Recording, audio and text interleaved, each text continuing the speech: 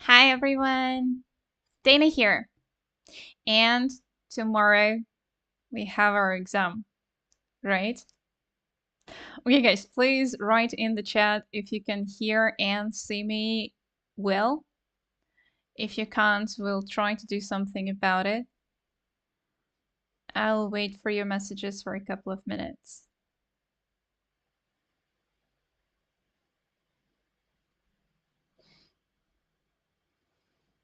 How are you doing today? What's the mood?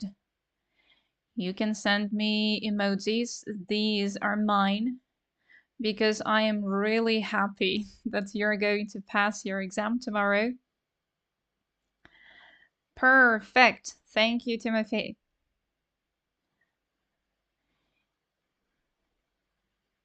All right, you're fine. That's good. That's a good emotion before an exam, right? We'll try to get you feel more confident today, right? But again, let's all remember that you can't be ready. I mean, you can be ready for the exam, but you can't really feel ready, right? It's always like there could be something more I could do, right?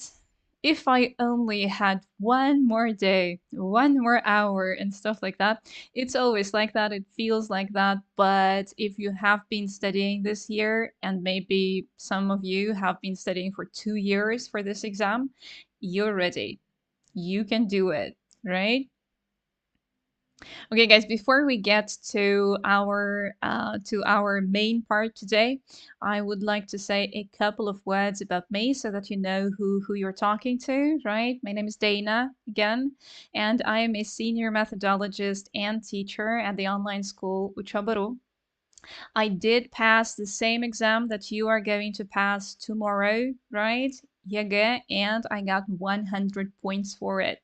So I know what I'm talking about, and I hope that you will be able to share the same results after tomorrow. I'm absolutely in love with English. I have been studying it my whole life, and I do not stop, right? Which is always, I don't know, a road to success, I guess. That's at least what I believe. I also have my international teacher certificate, right? So absolutely qualified to teach you English. All right. And I'm not alone today, right? I'm with the online school Учёба.ру, and we got some achievements to show, right? 5,000 students got 80 plus for языку with us, and well, for языку on English, it's actually a very good result, right? And actually this year, a lot of our students passed ОГЭ with a mark 5, right? Which is an amazing result for them and for us as well. 50 experienced teachers and methodologists are working here for you, and we're all happy to help you prepare for your exams. Guys, as for our plan today, well, our speaking part is over, right? I hope everybody, every one of you, right, is happy with what you've done with it, right? We'll see the results, but for now, let's just be proud, right, that we did it. That's for sure an accomplishment in itself. Well, the speaking part is over, but we just got, 4 little parts left for tomorrow, right? 190 minutes for them and 38 tasks in general in all of those parts. Well, I'm not going to be the first person, right, to tell you that 190 minutes,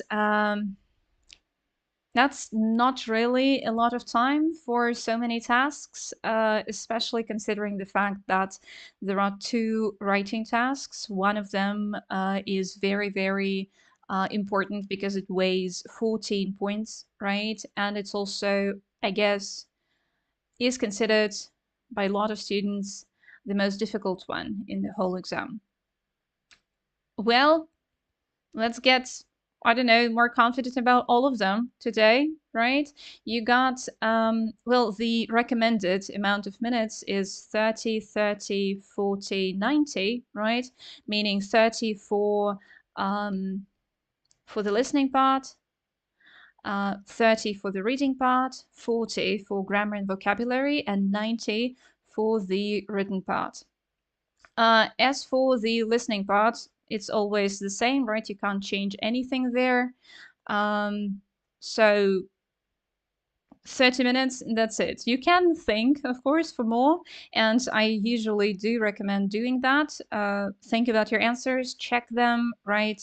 Compare your notes to the options in the listening tasks. But 35 minutes, that's all you get for the listening part. Then you got 30 for the reading part, which is never enough because you want to actually be sure about your answer, right? But please do try to stick to these limits. I'm sure that you have timed yourself over this year, right, to see how well you are with your timing, right? And you know where you can spend more time, where you can spend less time. These are just the recommendations, right, from the organizers. So you can, of course, sway this way or the other. All right, we are moving on to our first task, right? Listening one, this is just what it looks like in our demo, right? Here, the only thing you need to do is match the speaker, right? A, B, C, D, E, and F to the statement. And you get 2 points for the whole task if you do everything correctly. One mistake, -1 point, 2 mistakes, and you don't get a point. Unfortunately, right now, yeah, every point weighs a lot. Guys, we are not going to do listening and reading today because, well, I don't know about you, but I think that you should rest. Yeah, and if we try to do the whole exam today with you together, then we are here till tomorrow, right? I would actually like you to sleep. So we are going to go over the tasks to remember what they're all about. What to pay our attention to, right? But we're not going to actually do listening and reading together. We are, on the other hand, going to practice a little bit on grammar and vocabulary, right? So that we can be confident about those topics. Listening and reading are skills, right? And I think you've got enough practice this year. I hope so, at least. All right, so the strategies for listening one. What do we do? Guys, about the whole listening part, actually, the most important thing to remember is that you already know what to do.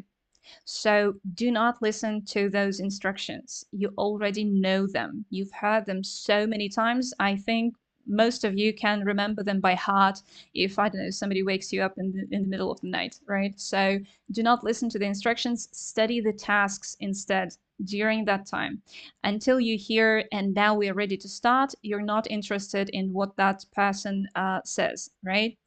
While you are preparing, while the instructions are there in audio and you're not paying attention to them, you're paying attention to your task, you need to underline the keywords so that it's easier for you to concentrate on the task, right? Uh, to understand what you're listening to while reading the same thing, right? So keywords are going to help you if you know how to work with them. And well, you should by now, right? So I hope you've practiced this year and can do it perfectly. Second thing is also very, very important for ЕГЭ, right? You have to listen for synonyms, right? So you're not going to hear the same thing, right, in the audio. So we are listening for synonyms. Those are very, very important to us, right? And last thing, but not least thing, the main idea, right? That's what we are basing our decision on. So if you just hear the same words in the audio as you have in the statement in the text, we do not base our opinion on that, right? We base our opinion, we base our choice on the main idea of the speaker, right, and of the statement. That is a way to succeed in these tasks. Listening two. Moving on. Maybe any questions about listening one? It's usually pretty easy for high school students, but anything? Please feel free to ask your questions at any point during the stream. It's totally fine. I will stop and we'll discuss all of your questions, okay? All right. If I see questions, we will pay attention to them. For now, let's move on to listening to. Again, you have an instruction here. You will also hear the instruction, but you do not need it. You already know everything, right? 1 for true, 2 for false, 3 for not stated, right? You got statements here, A through G, and for every one of them, you need to write a number, 1, 3, 2, and so on. In your answer sheet, you need to write only a sequence of numbers, nothing else, right? Please, guys, no letters there, okay? No F, no T, please don't. Only the numbers, okay? And what about our strategies? A little scheme here for you to, I don't know, make it visual, right? First of all, again, we scan all the statements, right? While we are not listening to the instructions, we are actually studying the task, right? We find and underline keywords again, right? Another very important point, I even put it into a different circle, right? It's very important for you here to notice if your statement is negative or positive. So if there is a not, right, in your statement, please I don't know, do something to make sure that you see it, you notice it, and while you're listening to the task, you are aware of the fact that the statement is negative, because a lot of mistakes are made just because you don't see that small little particle not in the statement, right? We speculate, right, if we have time, which we don't, but we can speculate on how the statement can be true, false, or not stated. If you're not sure about false and not stated, right, because that's the hardest choice. If something is true, it's usually easy to spot it, to notice it, and to understand. But if you're not sure between false and not stated, what I want you to do is think only about what you hear, right? That is very important because a lot of students try to, understand the speaker and try to kind of think for them. Let's not do that, right? I had a very recent example. The statement was that a person has seen a movie. I don't know, Tom has seen this movie, some kind of movie, many times, right? And in the audio, you only heard, okay, let's move it. In the audio, you only heard Tom saying, I love this movie. And so students very often think that if somebody loves a movie, it means that they have seen it many times. That's not true, right? That's not what you heard. So please be sure to base your opinion only on what you hear. If the person didn't say that in these words or in any other words, it's not stated, right? It's not false, it's not true, it's not stated, right? Well, 3, if we're talking about your answer sheets, right? You only need numbers, not letters. Right, and that was our strategy number 5. Number 6 is hated by most of the students, but absolutely, I love it because you do need to check your answers. You do need to make sure that you wrote 3 when you wanted not stated, you wrote 2 when you wanted false, and so on, because a lot of mistakes are made just because you're stressed, just because you're not paying enough attention. We don't need those mistakes, right? Let's make mistakes where we actually don't know something, not because of our attention span. And you get 3 points for the whole task if everything is correct. All right, again, if you make 1 mistake, you get 2 points. If you make 2 mistakes, you make 1 point. And, well, then you don't get any points if you make further mistakes. Again, guys, any questions are welcome, okay? We are moving on to 3 through 9. Right? These tasks can be very, very different, but they are all about details, right? Here, the only thing you need to do is focus on those details. In 3 through 9, you can meet a question or you can meet a sentence that you need to complete, right? I always advise not to read the options the first time you're listening, but you know, it's all very personal. It depends on how well you can actually differentiate between what you are hearing and between what you've just read. I do not read the options the first time I'm listening to an audio so as not to get confused, because there are a lot of distractors in these tasks, and well, I usually think that I don't need those. In listening 3 through 9, I usually read the questions or the sentences right to the task, and I understand what I need to hear. I write that down next to the task, right, so that I can focus on those things. And then every time I listen to an audio, I make notes.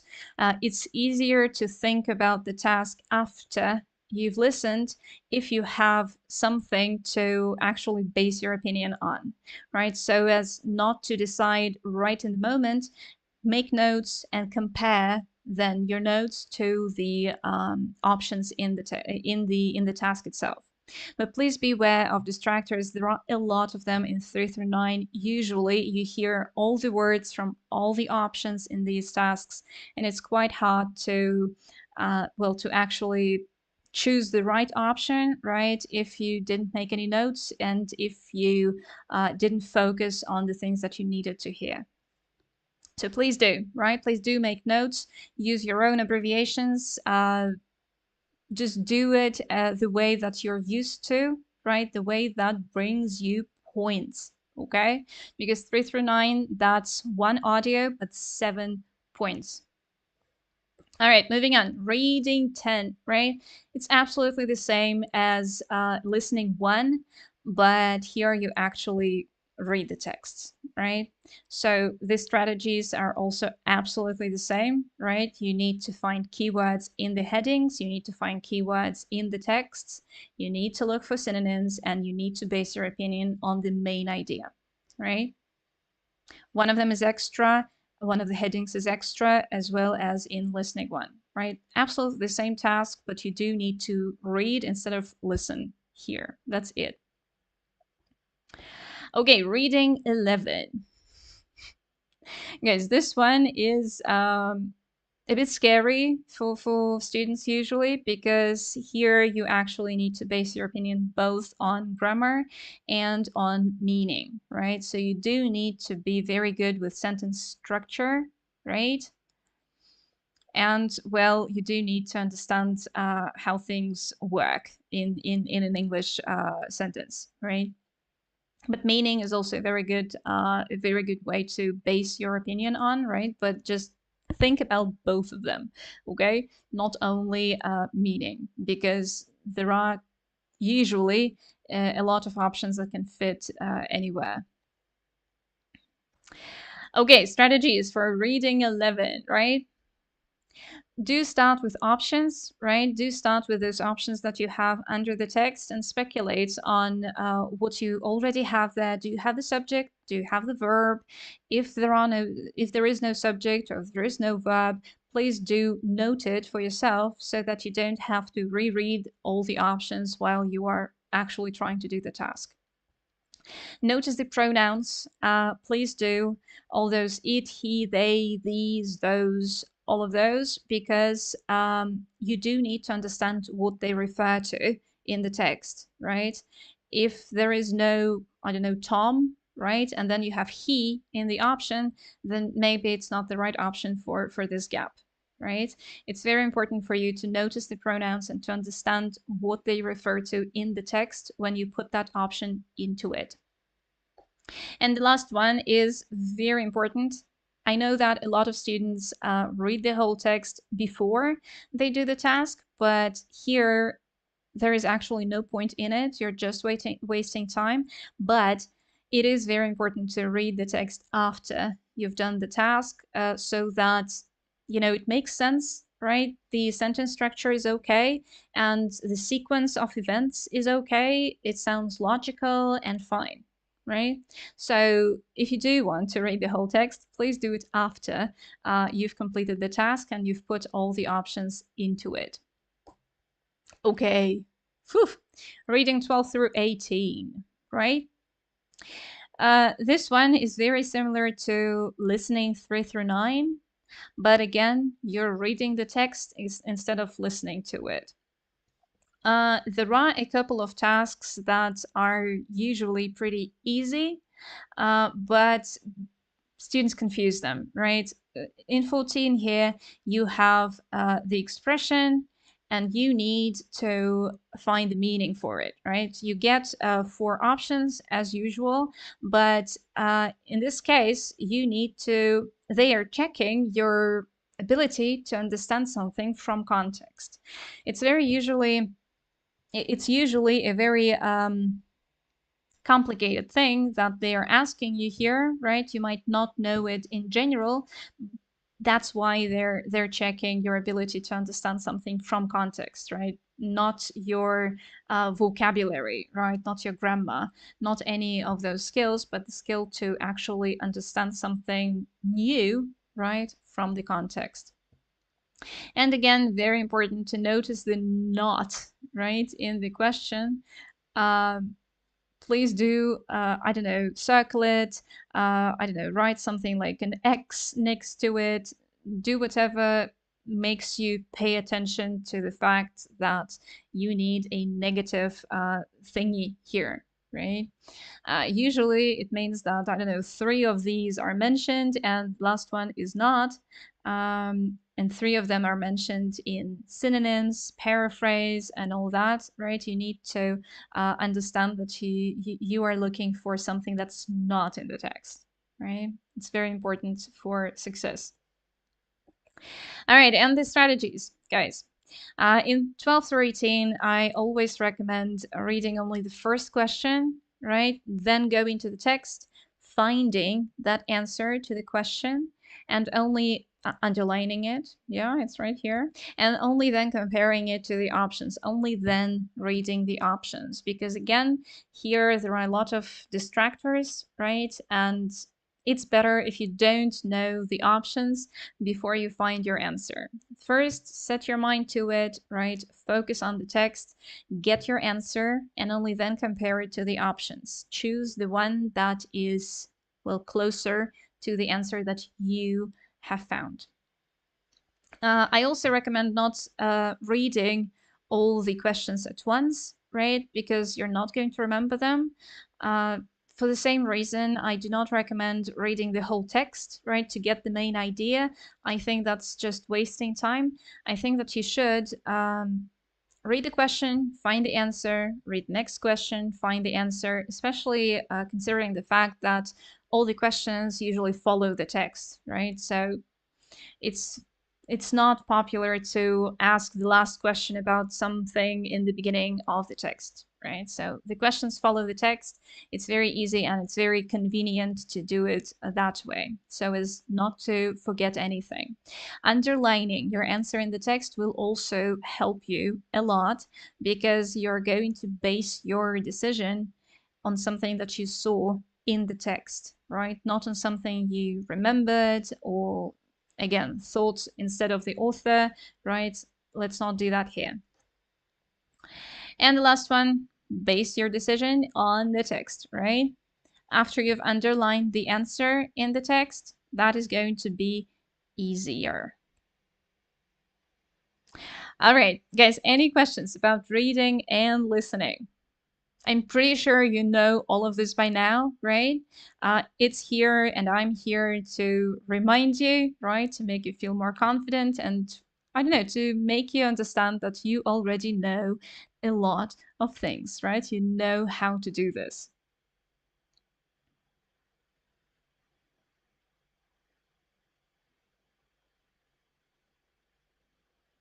All right. If we don't have any questions, let's skip this part for now and move to, yeah, grammar and vocabulary, right?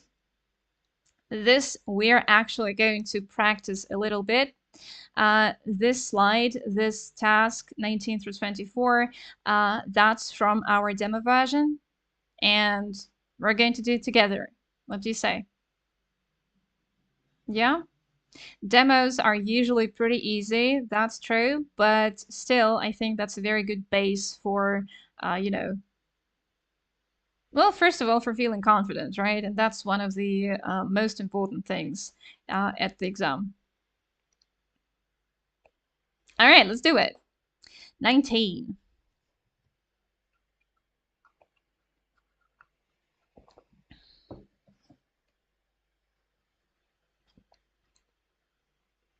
A cleaning wand. Come on, we got a number, right? What do we do with a number? 19 through 24.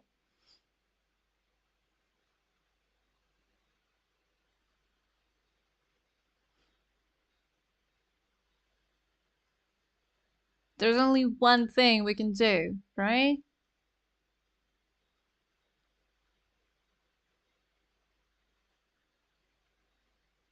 Right, Ekaterina, absolutely. It's the first ever cleaning device. We got it, right? The only thing we can do with a number is put it into the ordinal form, and the only thing we need to remember, well, that's the ordinal forms of our numerals, right? Okay, 20. The thing about it is that it can clean anything. Timothy, that's right. The best thing about it, right? We are comparing this thing to all the other things. We also got the here before our gap, so we know what to do, right? 21. Another easy one, right? Uh-huh. Timothy, let's think about our spelling plays.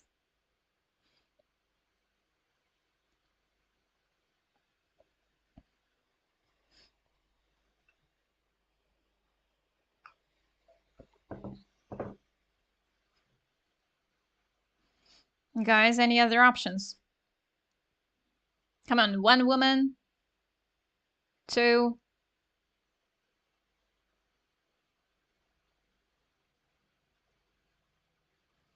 Right, okay, Ekaterina and Timothy, both of you, you got this. Women. That's right. We're pronouncing it differently, right, from the spelling. But again, we got a noun, right? So the only thing that we can do is put it into the plural.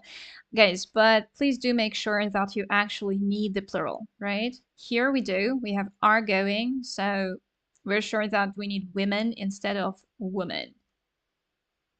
All right, 22.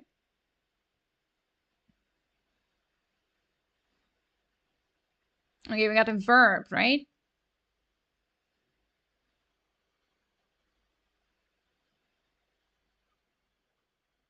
Okay, Timothy thinks it's thought. Anyone else?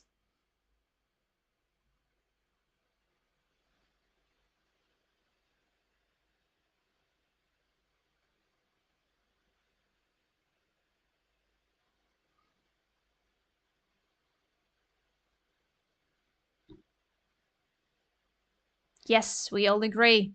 That's great. Guys, why is that great? Well, because we got the right answer, right? We have Robert was, he was, right, who emphasized, blah, blah, blah. He also thought, of course, it was necessary to challenge the readers. Two actions at the same time, both of them in the past. Absolutely. Nothing else here, right? 23.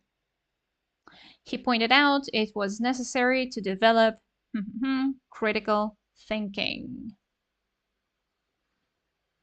Yes, we got it. There, our possessive pronoun, right? Why do we need possessive? Well, critical thinking, that belongs to them, right? To the readers. Absolutely. And last one, he pointed out that any science fiction book, a success, if the author followed these two important principles. Guys, the important thing to notice here is this. If, right? which means this is a conditional sentence,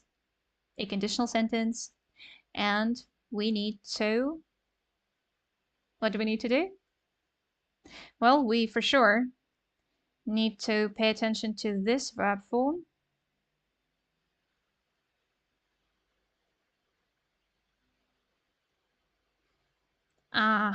We have three options: is, would be, and will be. Guys, how are we going to choose from all of those? Well, conditional sentences, right? There are for sure mixed conditionals, but good news, we don't need them for yoga. So the only thing you need to remember is, well, the structure of conditional sentences, right? 0 first, second, and third. If we have ed or past simple in the if part, then we need would plus verb in the other part. So who was right? Fake decops prod. Cool name, by the way. Would be. Guys, that is the second conditional, right? If we have past simple in the if part, we need would plus verb in the second part. Okay? That's it. Let's revise all of them very quickly, right? 0 conditional. We have present simple, if present simple. Yeah? First conditional, we got will plus verb if present simple. Second conditional, would plus verb if past simple. Third conditional, would plus have plus verb ed or the third form of the verb if past perfect. Right?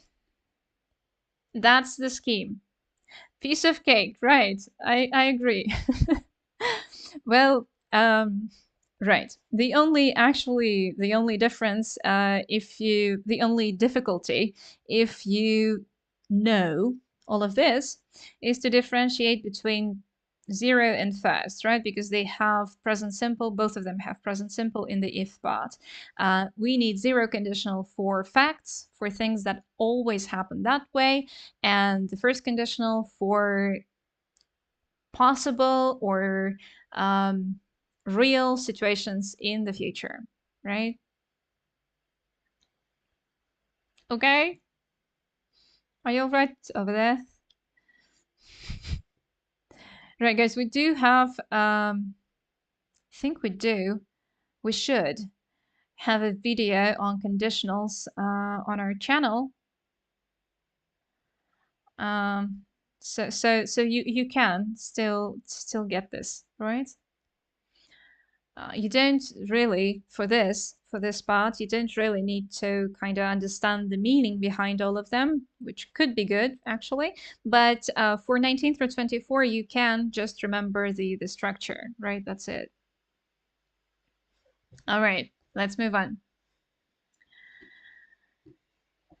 Okay, we're moving on to some admin stuff, right? About 19 through 24.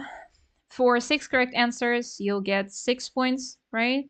You do need to write full forms always, right? In these tasks, because we don't have an apostrophe here, right?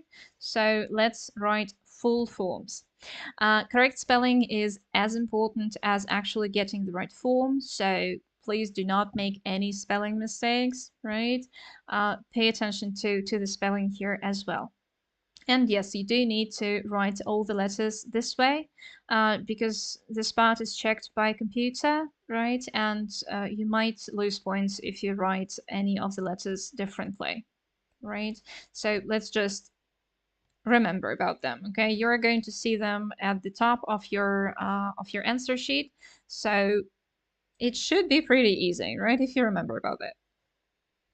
Okay, moving on to what we need to know for 19 through 24, right? Of course, everything about verbs, right? Tenses, conditionals, reported speech, voices, active, passive, right? How to add all the EDs and INGs, markers for tenses and for voices, and non-finite verb forms.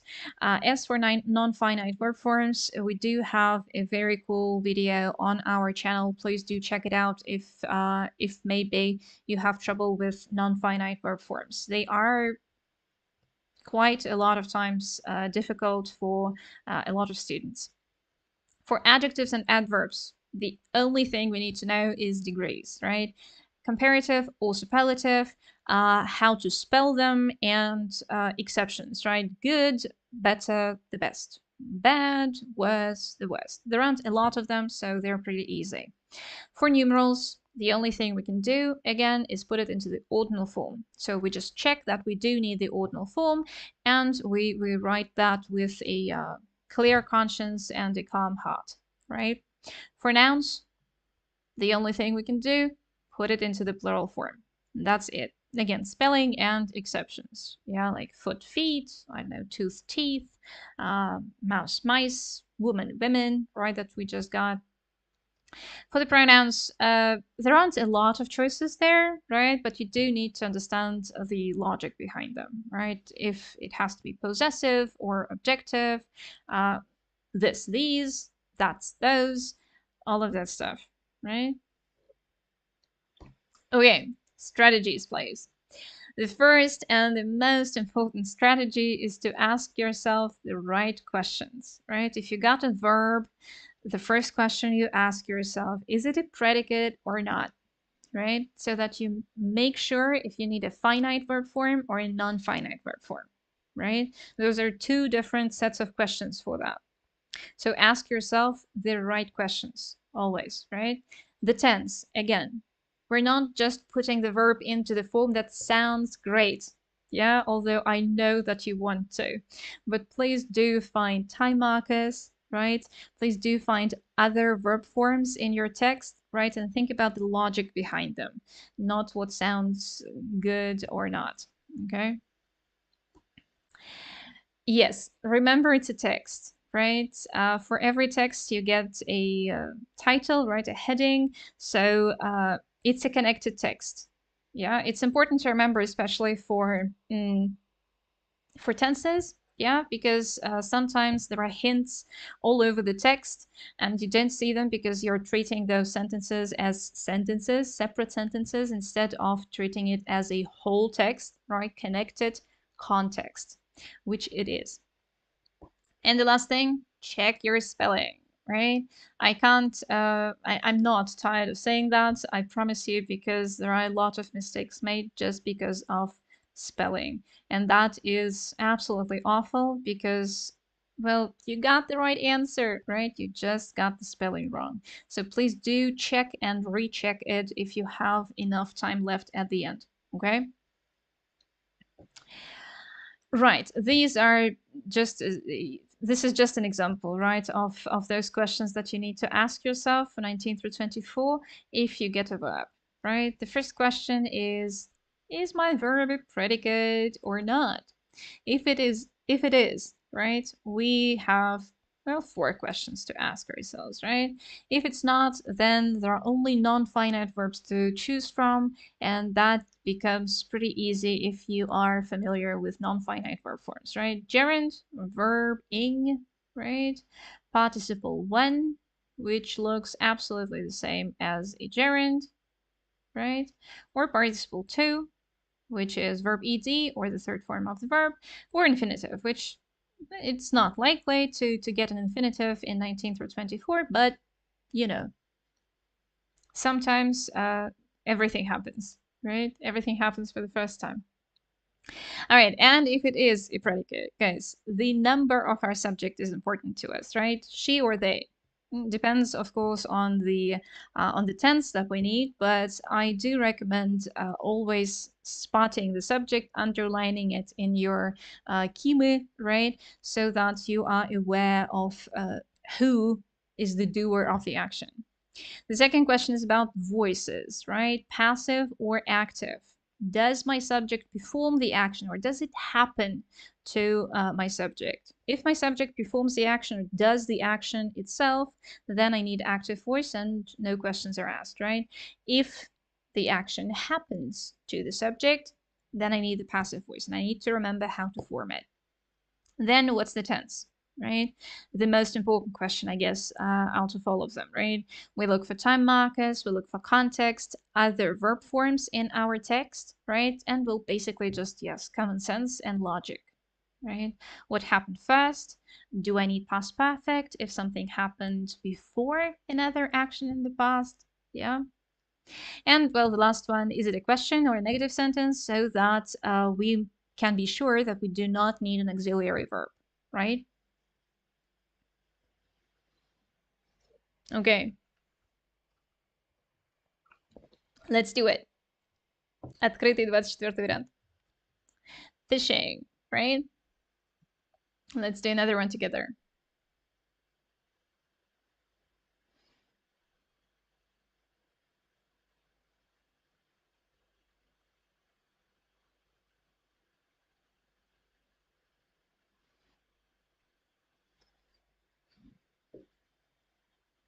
Kamchatka region is famous for being a true paradise for fishing enthusiasts. This area, one of the best fishing spots in Russia for many years. I have a verb, right? So I ask myself, is the predicate or not? Well, my subject is area, and of course it's the predicate, right? It's right after my my subject, and I do not have any other verb in the task, in the sentence, sorry. So my subject is singular, right? It. That's good. It's not an action, it's a state, so I need active voice here. But what's the tense, right? I have is in my first sentence, which is present simple. It's a fact, right? Kamchatka region is famous for being a true paradise. That's good. But Ekатерина says is. What else do I have in my sentence? I have a time marker. Yay! What is this a time marker for, guys? For many years. So it's not just about now, right? It's about the past and now. So what tense is that?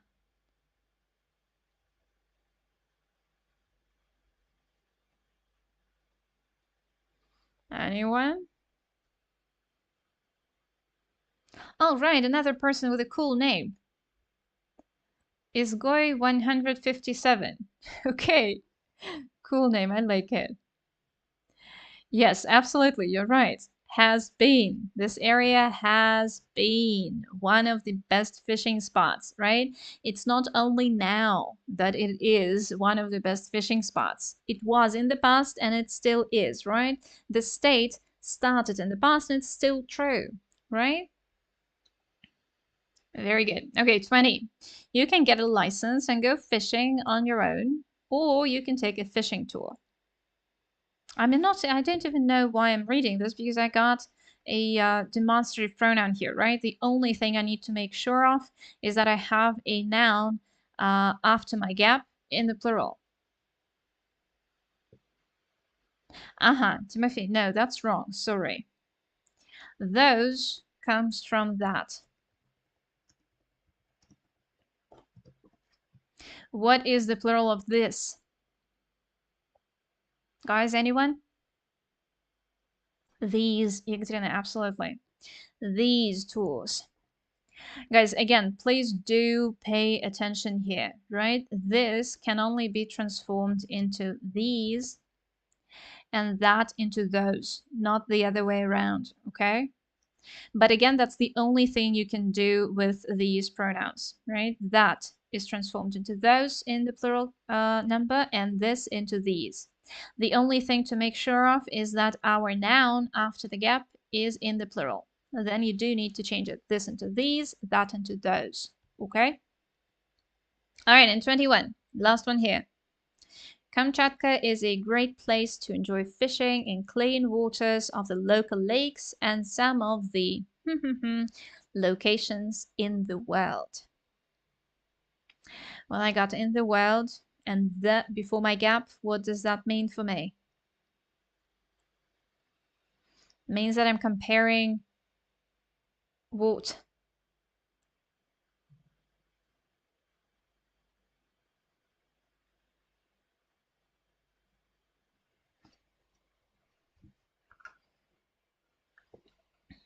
And come on, these locations, right? To all the others in the world.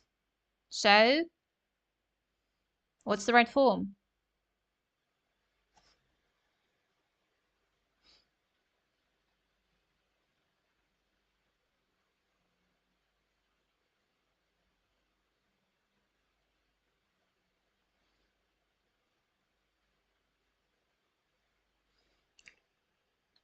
Right, Timothy, and okay, you have such difficult names, guys. Varkander. Am I reading it right? Varkander. It's also very beautiful. Okay, some of the most beautiful locations in the world. Guys, I don't know if you're going to believe me, but the most typical mistake here is not in the degree of the adjective at all. It's in these three vowels. So please do make sure to copy them, okay, from the task. So as not to make a spelling mistake, because again, the spelling mistake will lead to loss of points, right? That's absolutely right. We're comparing these locations to all the other locations in the world. So we do need the superlative degree here. Good job. Moving on. 22 through 24, right? A separate text, but the same task.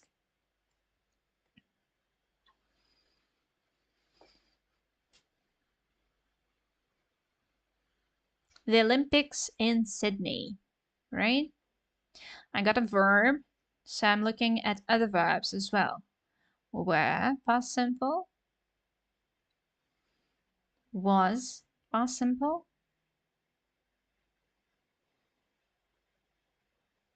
What else? Did, past simple. Okay, what's my subject? The year 2000 is my subject, right? Also, new additions to the sporting lineup. Okay, no other verb, so my verb is the predicate, right? My subject did the action, so that's active voice. What about the tense, guys? Got past simple everywhere before my gap and past simple after my gap as well. What do I need?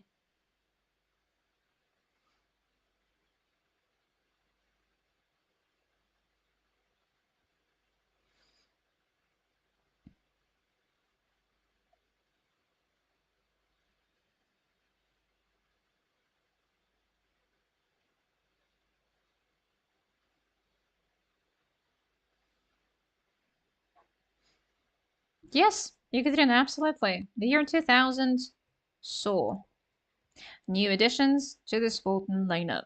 Absolutely. Nothing predates our, I don't know, action in past simple, right? Everything happened at the same time. These are just facts about the past. So yes, I do just need past simple. And well, to remember the second form of the verb, right? See, saw, seen. Okay, 23. Okay. This is luck, right? I got a noun. And we have already seen this noun today, so yeah, I'm just gonna help you out here and write the same answer here because that's the only thing we can do with a noun. Absolutely. Varkonder. All right, 24, guys. All right, a numeral. Guys, I do hope you get the same kind of the same task at the exam, right? When there's only one verb and everything else is just, you know, like a pronoun, noun, and a numeral. That sounds much easier, right? Yes, guys, absolutely. Second. Russia took the second place in Sydney. Absolutely, right? We just made sure that we needed an ordinal number, right? And remembered the irregular form. That's it. 2 seconds. 1 first. 3 third. Pretty easy, right? We got this. All right. Let's also have a look at 2023, right? Again, this is открытый вариант. We got this, right? No more selfies. Got an adjective here. I know what to do with adjectives, right? People use various filters to look than they really are. Then, and we are comparing two things, right? Using filters, they really are. So, absolutely, Varkandar, we need the comparative degree. Look better than they really are. But is it worth it? Psychologists point out that dealing too much with selfies can ruin a person's self-esteem. We should all stop so many selfies. And I got a verb here.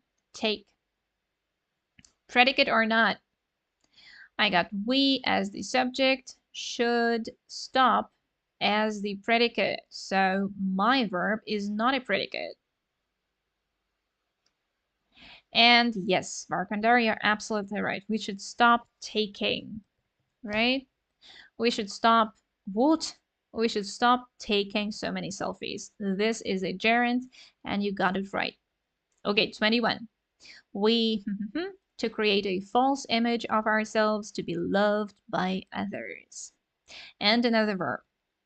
Guys, another very important thing to remember is that you do not need a negative form of the verb unless you have not right here in the task.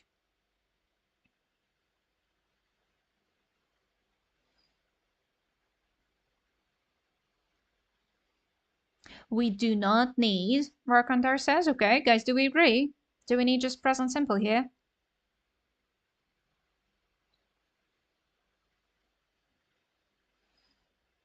Let's have a look. What else do we have in the text? What tenses do we have? Modern social media is present simple. People use present simple.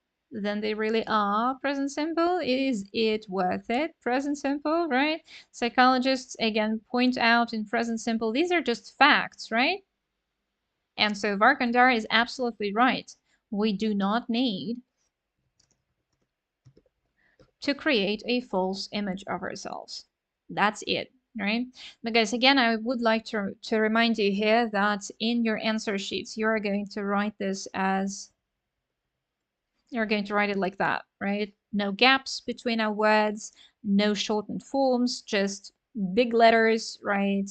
As you have in the answer sheet, and everything smashed together, okay? All right, we're moving on. 22. Same variant, right? 2023.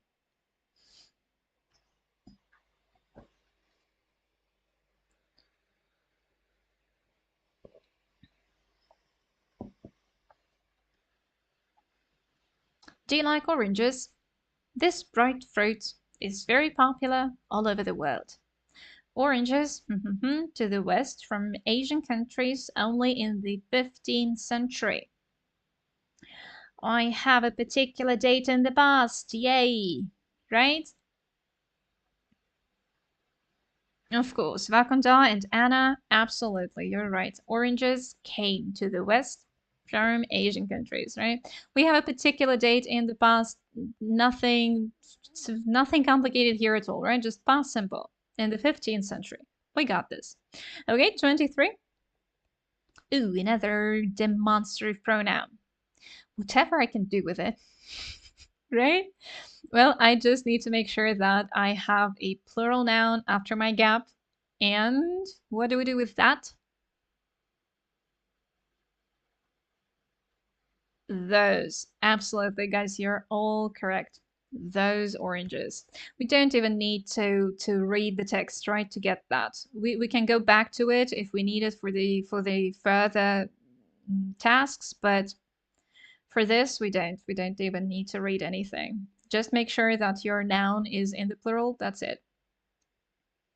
All right, 24. Since that time, people to make many things from oranges. From orange juice to tasty marmalade. And I got a verb, learn, right? People is my subject. So learn is the predicate here, right? People is a plural subject, so they, right?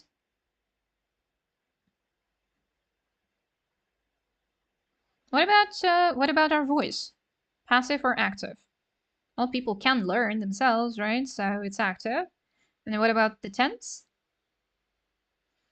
Well, I have since, right? Which is a time marker for what? Tense?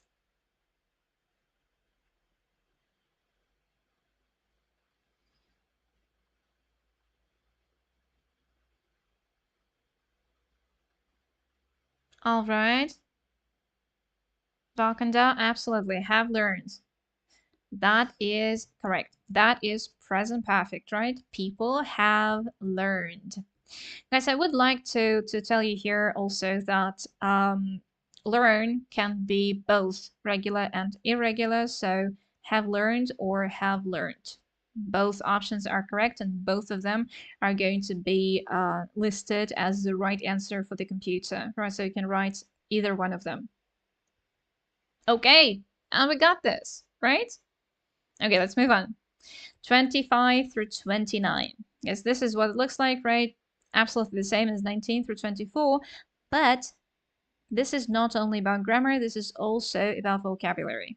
Basically, it's about word formation, right? Sometimes we need to change the part of speech. Sometimes we don't need to change the part of speech, but we do need to change the meaning of the word, making it the opposite of it, right? Especially if we're talking about adjectives and adverbs. Yeah, so like fortunately, unfortunately, I don't know, lucky, unlucky, and so on, right? Let's see what we need to know about 25 through 29. First of all, positions, right, of different parts of speech. What can be between an article and a noun? The only thing that can be there is an adjective, right? What can describe a verb? Well, usually it's an adverb, right? But if that verb is a sense verb, then it's an adjective. So we do need to know the positions of different parts of speech where they can be placed in a sentence, right? So again, basically just sentence structure, right? And well, affixes, right? So prefixes, those un, in, im, and suffixes. But I actually think that we don't learn affixes, we learn words, right? So if you do know the word, it is going to be easier for you to get the answer right, because there is no logic that we can actually understand and see right behind choosing particular affixes for particular words, right? To form particular words. All right. Strategies. Guys, these are not really strategies, these are things to remember while you're doing 25 through 29. So first of all, if you get a noun, always check if you need a singular or a plural noun, right? Those are very important for us, because even if you form the noun correctly, but you, for some reason, forget that you need a plural noun there, then you don't get a point, right, for the task. For adjectives and for adverbs, you do need to check if you need a positive one or a negative one, right? So again, do you need that negative prefix in, im, un, dis, all of those? We do need to just think about it, right? And look at the meaning for that. And yeah, sentence structure, right? That's the basic thing that we need for 25 through 29. All right, let's do them. We had one from demo here, from our demo. Let's do it. 25. About Ivan Sechenov. Was an outstanding Russian scientist. He was born in 1829 in a noble family. His parents inspired young Ivan to continue his education throughout his entire life, and the boy followed their advice. At the age of 14, he chose to become a military engineer and studied technical subjects. What part of speech do we need there? He studied what? He studied subjects, right?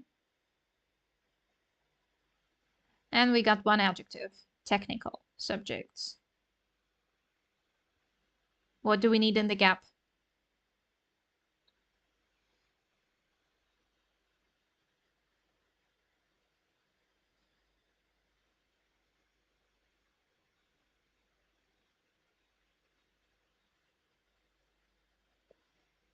Oh, guys, we need another adjective, right? We need one more. We got technical. We need one more. How do we form an adjective from very?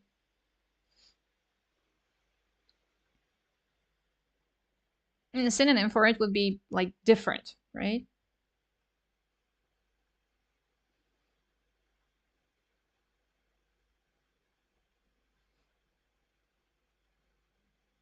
Right, various, absolutely. Yeah. So if you know this word, you don't even need to remember the suffix, right? You just see very, okay, various, right? That's the adjective. And well, the suffix ous is helping you form it, right? From the verb vary. Okay, 26. However, his heart was not really in it. In 1850, Sechenov entered Moscow Medical University with a full of the goals of his life. We have which is an article, and then we have an adjective, full, and then after the gap, we have a preposition. The only thing we can put into this gap is a noun, right? Because articles are used with nouns. And yes, absolutely. Barkandar, you got it. Awareness. With a full awareness of the goals of his life. Good. 27. Sechenov was a student. There's another article, right? But we already have a noun here, student. So the only thing that can be between an article and a noun is an adjective, right? Willing. Absolutely. You're pretty good at this, right? A willing student. Good. 28. He mastered biology, anatomy, surgery, and physiology too. We got our subject. He, what did he do? He mastered what he mastered, right? Biology and all the other subjects. Two, after this preposition, we need a noun, right? Absolutely. All right, perfection.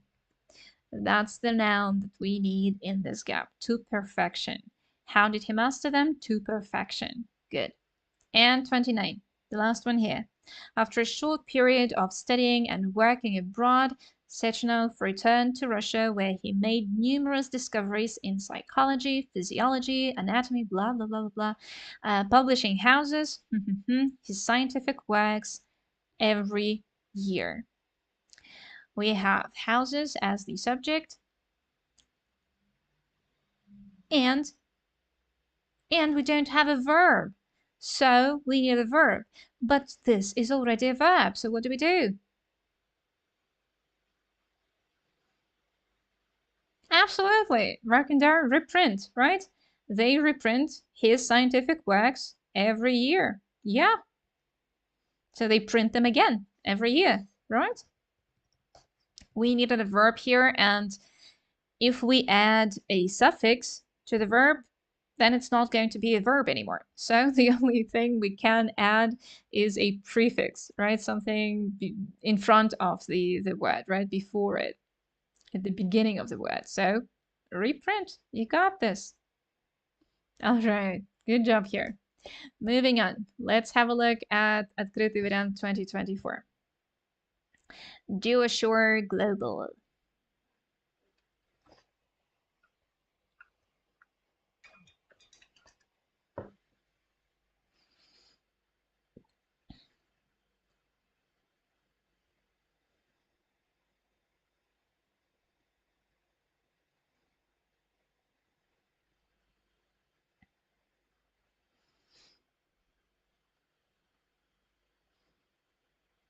Okay.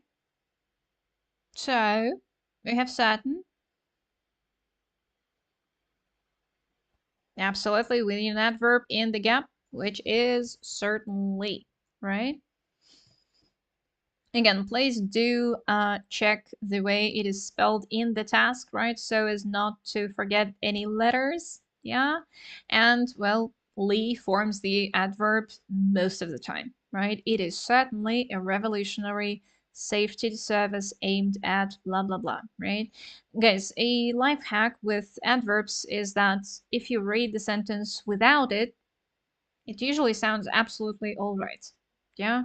Our adverb just adds a manner, right, to the sentence, but it's not really important in the sentence structure, right? The sentence is still going to be grammatically correct if we do not add the adverb. All right, 26. GeoShore Global provides safety ratings for neighborhoods all over the world. We got a preposition and then a noun.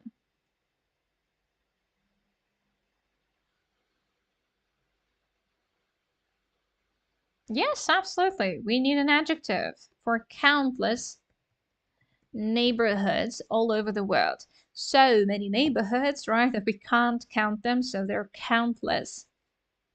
All right, 27.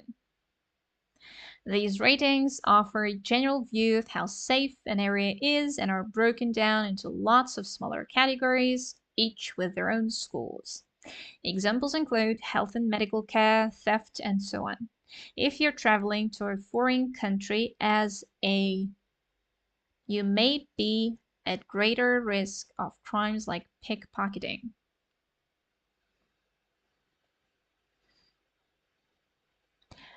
Medved Balu, I remember you from last time. Hello.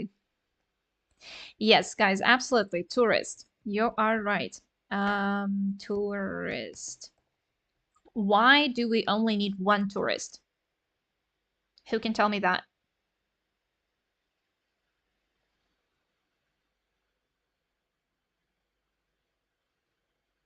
Anyone?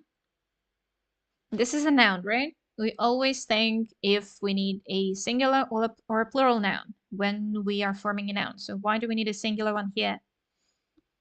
Yes, absolutely, because of we can only use this article with a singular noun. So that's what we need here. Good job. Okay, 28. The app updates as you move around, letting you explore a city.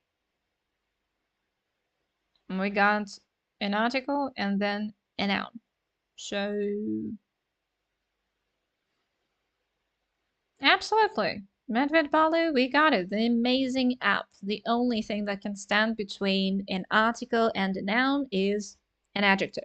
That's it. Nothing else. Okay, 29. Thus, you will have constant, up-to-date readings on the security and safety of the area around you and the neighboring. It's a great tool for any traveler to have. And the neighboring. Again, got the article, right? Got the adjective. For the article, we need a noun, right? Which one? Okay, Medved Balu says location. Any other options here?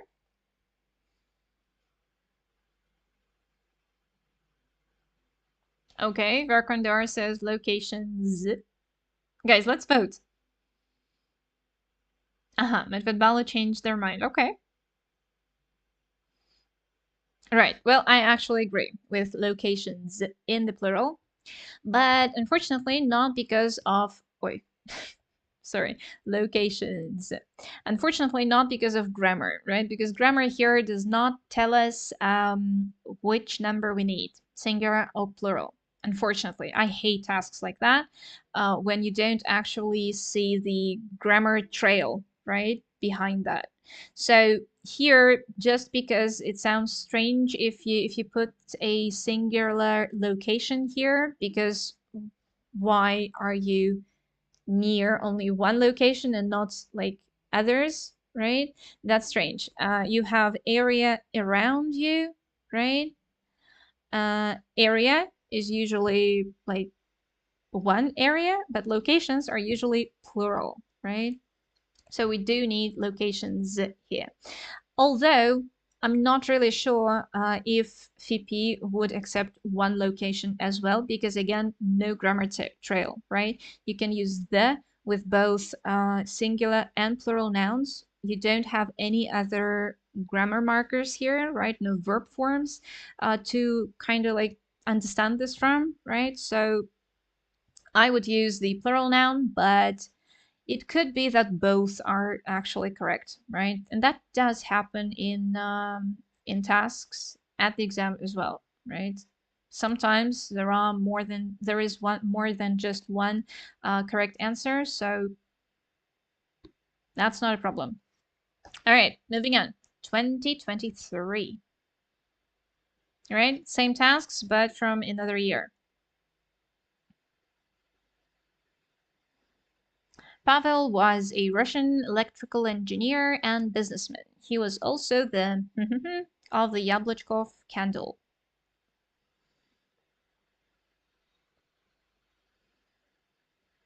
Well, we got the article here, right? And we're talking about a person. So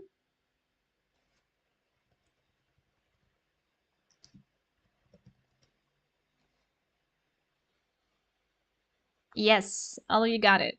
Okay. The inventor, right? Suffix or is very common for nouns describing people, right? So the inventor. Good. 26. The first public use of a Yablachkov candle took place in Paris in 1877. The Paris Exposition of 1878 gave Yablachkov a great opportunity to make a spectacular of his candle to the world audience.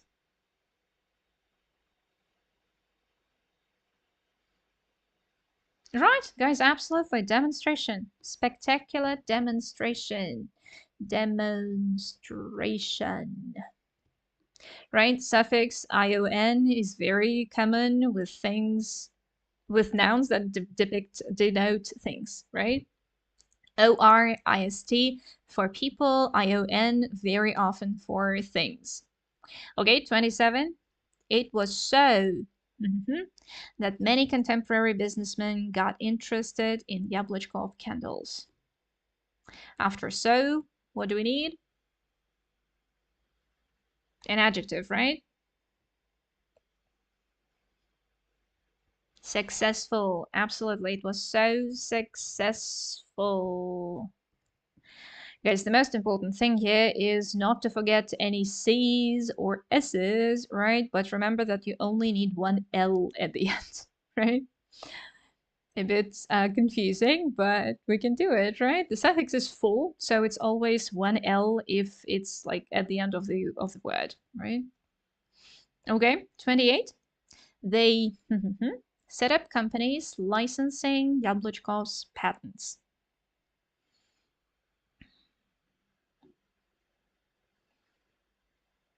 We got our subject, we got our predicate.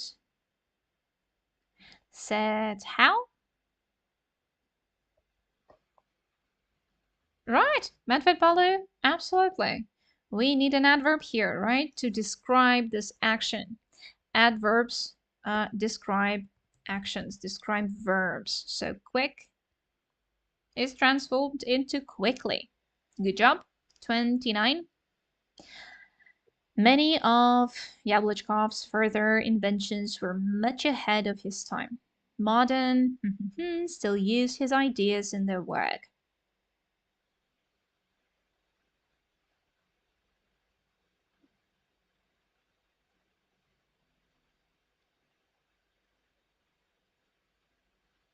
Right, easy tasks. I also cross my fingers for you so that you get easy tasks at the exam 2. We are looking today at open variants, right, from VP, открытый вариант 23, открытый вариант 24, and our demo version. So this is what we've been promised, guys, right? And yes, Medved Balu, you got the right answer. Modern scientists still use his ideas in their work. Why plural? Well, they use right in present simple without s at the end, and their work also means we need the plural noun there. We got this, right? Guys, I suggest we go on a little break and then we'll come back, talk about 30 through 36, okay? Practice there a little bit as well, and talk about tasks 37 and 38 from the writing part, okay? Let's take 5 minutes for a break, okay? And I will see all of you back here to discuss 30 through 36 and 37, 38, okay? Yes, coffee break time. Absolutely. All right, guys, see you in 5.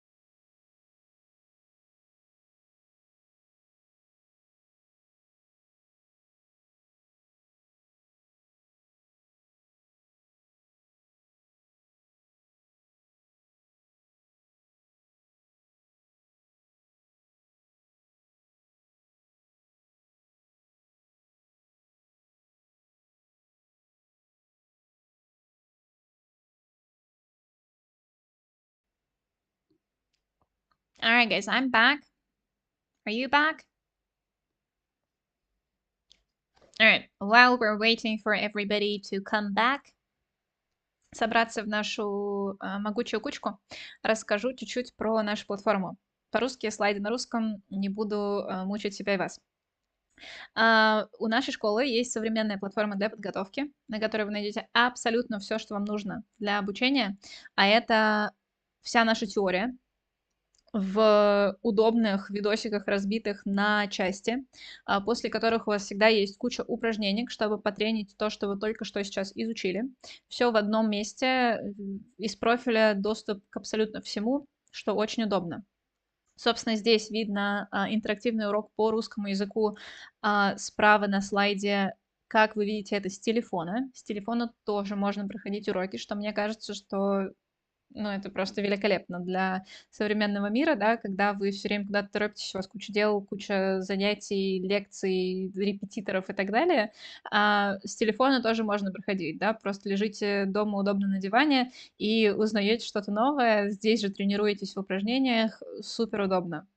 У нас также есть конспекты по всем заданиям, по всем занятиям, ну, чтобы вам не пришлось пересматривать кусочки видосов каждый раз, когда вы что-то забыли, да, вы можете распечатать себе этот конспект, не знаю, создать себе отдельный учебник из наших конспектов, в которых есть абсолютно все, что вам нужно для успешной сдачи экзамена. Собираемся? Ребят, кто тут? Откликнитесь, пожалуйста, пока я тут рассказываю. Практические семинары. На практических семинарах вы вживую общаетесь с преподавателем. Здесь у нас преподаватель по истории, прекрасная. И также с другими студентами, да, на том же курсе, в той же группе обмениваетесь опытом, задаете друг другу вопросы и, конечно, практикуетесь здесь же, да, то есть изучаете теорию в видосиках, в интерактивных уроках, а потом приходите на семинар, где это все можно отпрактиковать и довести до абсолютной perfection. Что-то не получилось тут с русским, сори. Домашки с быстрой проверкой. Домашки тоже есть на курсе, и мы всегда очень рекомендуем их выполнять, потому что, ну, с домашкой вы сразу понимаете, да, где у вас что проседает, что вам еще нужно повторить, что надо спросить, может быть, у препода дополнительно, если вы что-то не поняли из видосика. Очень удобно, чтобы просто проверить себя, да, проверить, насколько вы вообще поняли всю суть, да, того, что изучили, и, ну, попрактиковаться в английском, да, это вообще супер идея. Здесь же вы сразу видите, правильный у вас ответ или нет, и какой был правильный, если нет, почему и так далее. Опять же, если непонятно, всегда можно написать преподу. Пробники проходят ежемесячно, чтобы вы и мы могли наблюдать за вашим прогрессом, да, снова наблюдать за тем, где мы проседаем, что еще нужно повторить, что еще нужно побольше попрактиковать и так далее. Тоже очень здорово, всегда видите проверку быструю на какие-то задания с быстрой проверкой в плане с коротким ответом или с выбором ответа, а задания, которые writing and speaking, проверяем потом отдельно, обычно с задержкой типа в день, знаете, чтобы препод мог посмотреть, написать вам подробную обратную связь, а вы уже в соответствии с этим как-то совершенствовались. Удобное расписание и список дел тоже в профиле. Всегда видите, какой у вас, когда семинар, вебинар, урок, домашка и так далее. Все всегда есть там, и разными цветами выделяются разные предметы, что тоже очень удобно для какого-то, ну, визуального восприятия того, что вам нужно делать. Да, конечно, мы всегда на связи. Уже 5 раз, мне кажется, сказала, что нам можно написать в чатик, просто что я очень люблю, когда студенты пишут с вопросами, когда что-то непонятно, они сидят и молчат. Вот, очень здорово, когда есть такая связь, когда можно в любой момент написать с любым вопросом, и тебе ответят. Мне кажется, это абсолютно прекрасно, и мы очень за такую тему. Система уведомлений. Правда, тоже удобно и полезно, чтобы не заходить каждое утро в свой профиль и смотреть, а что у меня сегодня. Можно настроить систему уведомлений, которая будет просто напоминать вам о каком-то предстоящем семинаре, вебинаре, о том, что надо пройти домашку и так далее. Супер удобно, на мой взгляд, но уведомления нравятся не всем, поэтому их можно и отключить тоже. Вот. Так, мы собрались? Мы готовы? Are we ready? Ready to continue, guys. 30 through 36. Yes, waiting for us. Right here.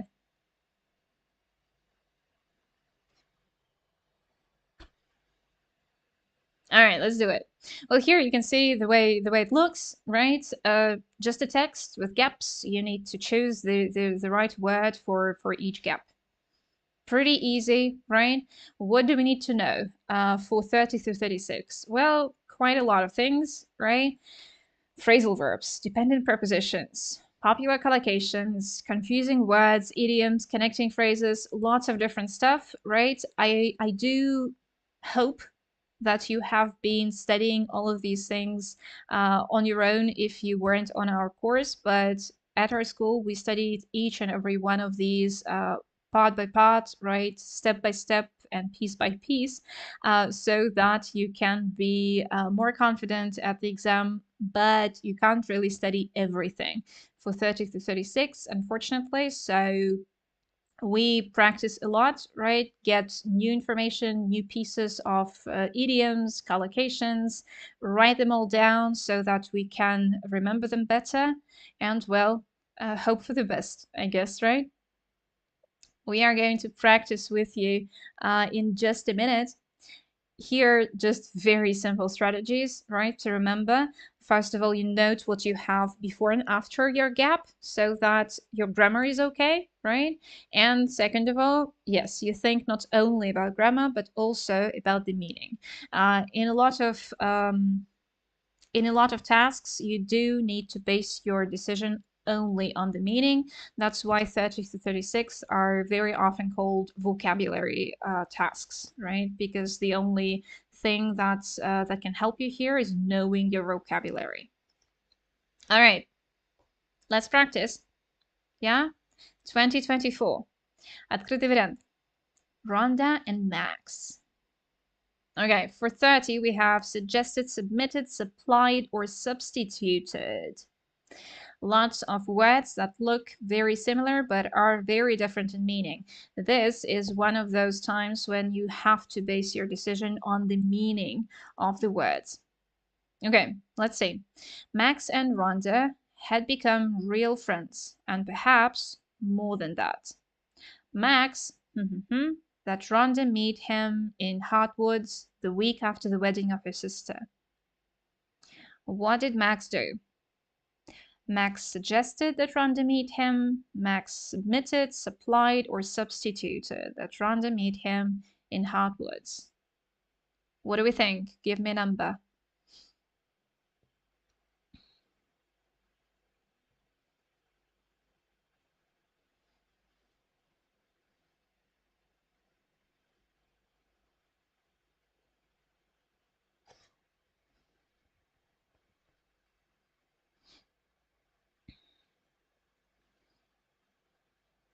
Okay. Medved Balu says 1. Do we agree, guys? Is it 1? Max suggested that Rhonda meet him.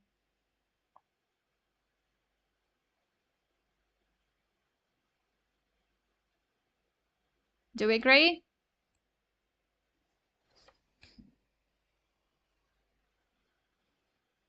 Well, all right. I do, because that is correct. Max suggested that Rhonda meet him. Guys, very strange grammar, right, for a lot of students, but that is actually the correct use of the verb suggest, right? Max suggested that Rhonda should meet him, or Max suggested that Rhonda meet him. Should is just omitted here. All right, 31. They hadn't seen each other in 5 weeks and had been each other. Had been missing each other, failing each other, losing each other, or lacking each other. Again, all about meaning.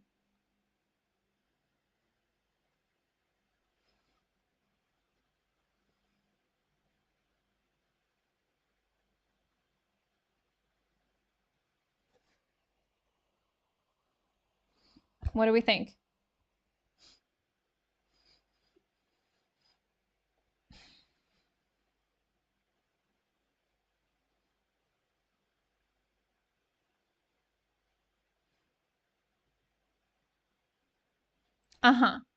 Medved Balu says that they hadn't seen each other and had been lacking each other. Sorry, that's not correct. Let's have a look at an example of lack.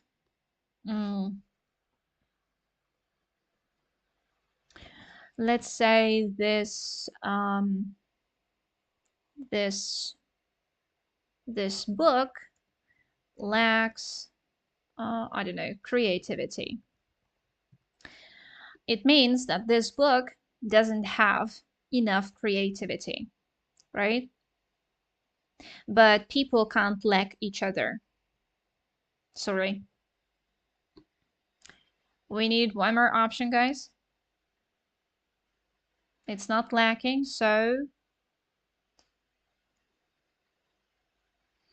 come on, what's that emotion that we feel when we want to see another person, but we can't for some time? And so we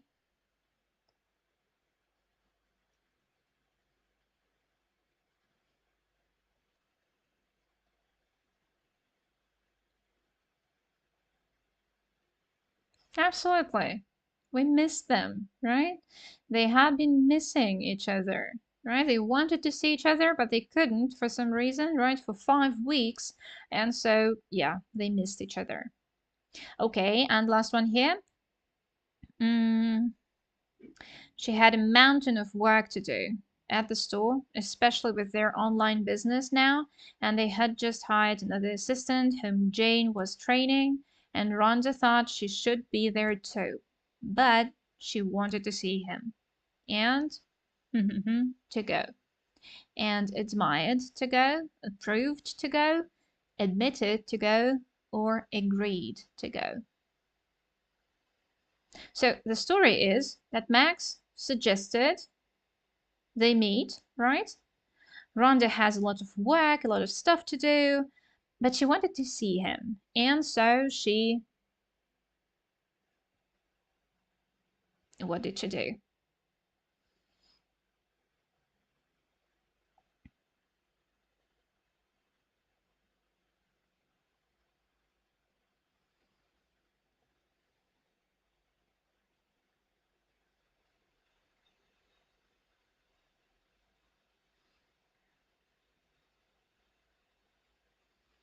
She agreed, Medved Balu, absolutely. She agreed to go. That's right.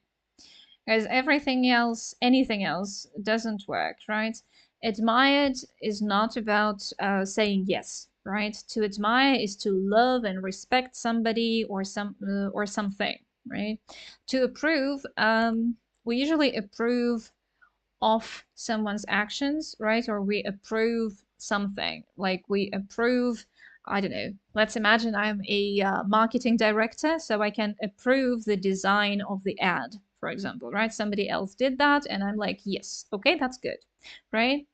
Admit, when we admit, we say that something somebody else said is true. Yeah, we admit it. And well, to agree is here to say yes to a suggestion, right? Like Max suggested that they should meet, and she agreed to do it, right? She agreed to meet, to go somewhere. All right, good job here. This is the continuation of the previous text, right? If we need to go back at some point, do let me know. Okay, Rhonda, her mother, she was leaving and meeting a friend, and Belinda thought it was an excellent idea. Rhonda spoke her mother, told her mother, talked her mother, or said her mother she was leaving.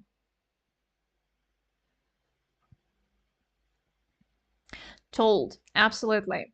That is very easy if you know how to use these verbs, right?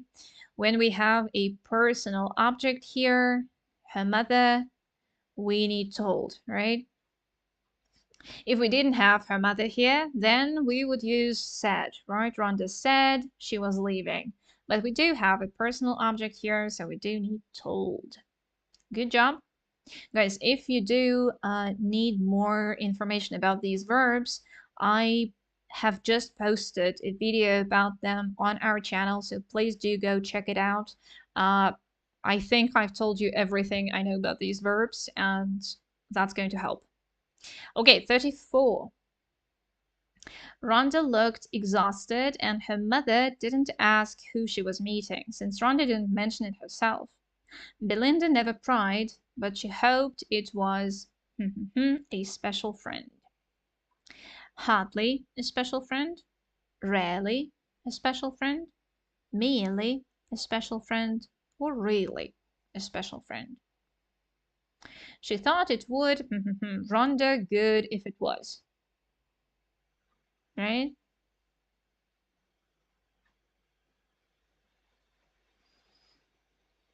Really a special friend. Absolutely. Yep. That's the only word that actually means very in this case, right? So yeah, that's what we need. Absolutely. Okay, 35. She thought it would Rhonda good if it was. Hold Rhonda good, do Rhonda good, make Rhonda good, or keep Rhonda good. If it was a very special friend, right? That's a collocation. We have to actually remember it.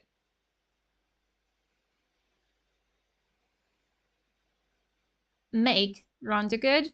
No, sorry. That's wrong. To make somebody good, the only meaning that comes to mind is to change them, right? To make somebody good when they were bad. Sorry, that's not the meaning here.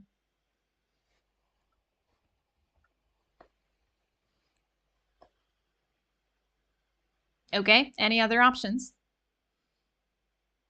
Guys, why is only Medved Balu participating in this? Come on, join in. Do, absolutely. Do somebody good, guys, means to be useful, right? Do Rhonda good if it was. So this special friend, meeting this special friend will do Rhonda good. Be useful for her, right? Like I always say that it will do you good to sleep before an exam, right? It will do you good. It will be useful, right? Okay, 36. Rhonda took a plane to California 2 days later, and a very small airplane from there to Hardwoods. The second flight was bumpy, and the landing was frightening. But she was so happy to be meeting Max that she didn't care how bad the was. The road, the voyage, the trip, or the tour? Which one is it? Again, only about vocabulary.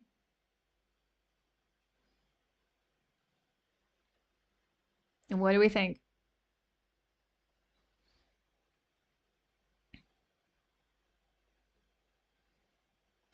No, sorry, it's not the road. The road can be good if she was on a road trip, for example, right? So if she took the car to drive somewhere, or if we're talking about like the physical qualities of the road. But if she's flying, and she is in this case, right? Her flight was bumpy. That's not the road. Sorry.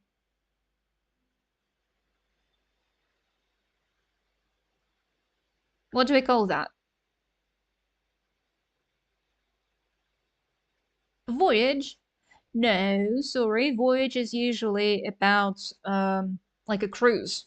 Yeah, about a um, a way to travel by sea. Yeah, the trip is the right answer here, right? She didn't care how bad the trip was, because the trip is very often one way, short, right? That's the trip. And tour usually means that you visit several places on the way. Yeah, like a European tour or a tour around Europe. You go to Paris, Berlin, I don't know, London, whatever, right? So the trip is the right answer here. A trip is a short one-way journey somewhere, okay? For example, you can also say the trip to work takes me, I don't know, 3 hours. Live in Moscow, you know? Right? Have we got it? All right, let's move on, guys. 2023, another 30 through 36, okay? Whew, we can do it. Victoria Green is a tennis player who holds the most combined major titles among active players. But how did she to get all of those cups? Meaning prizes, yeah? She dominates the court with her strength and agility. So how did she manage to get all of those cups? Achieve to get all of those cups? Complete to get all of those cups? Or succeed to get all of those cups?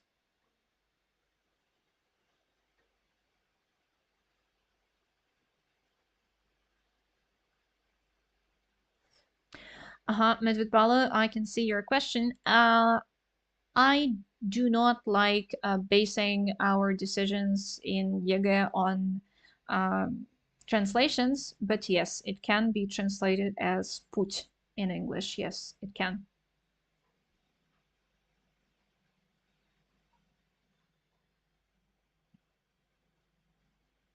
Again, in one of those meanings, right?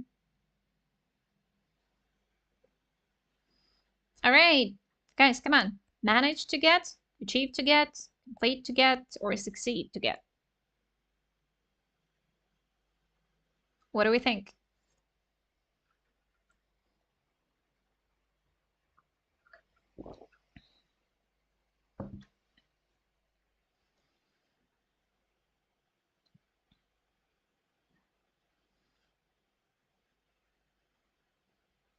Manage, yes, absolutely. When we manage to do something, well, it means that it's not easy, right? But we are successful in the end. But how did she manage to get all of those cups? All right. She dominates the court with her strength and agility. Her serve is one of the best serves in women's tennis history. Is concerned, is considered, is convinced, or is confessed one of the best serves in women's tennis history.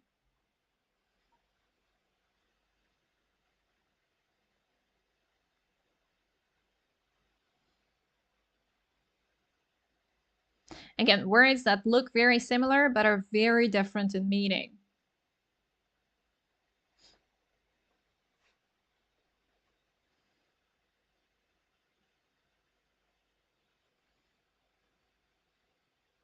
What do we think?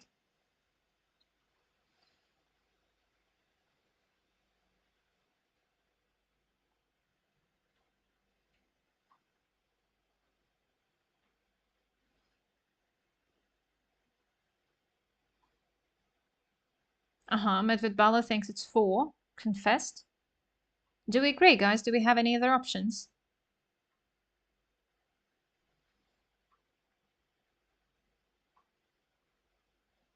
Well, let's think about all of these verbs, what they actually mean. So concerned basically means worried.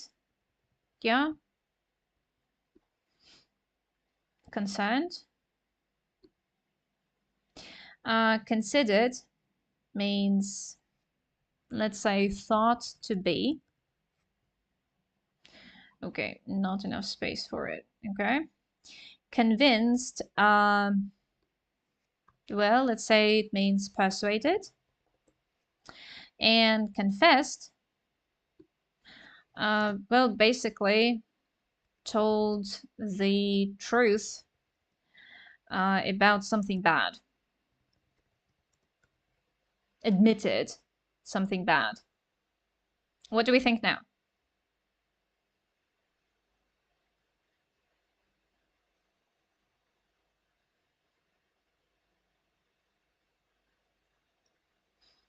Is it still 4?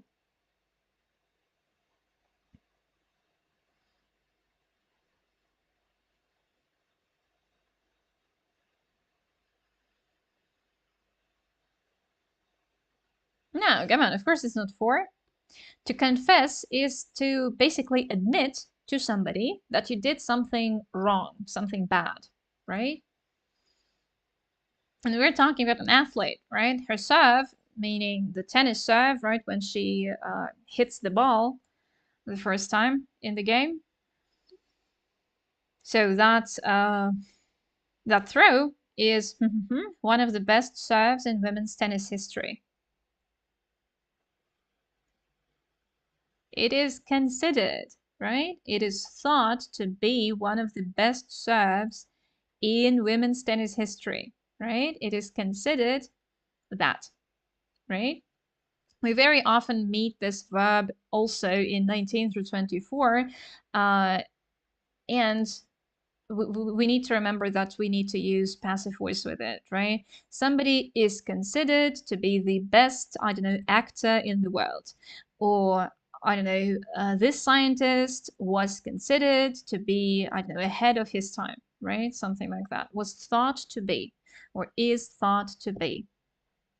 All right, moving on to 32. Let's put 1 and 2 here. And 32. She serves with power and places the ball with accuracy.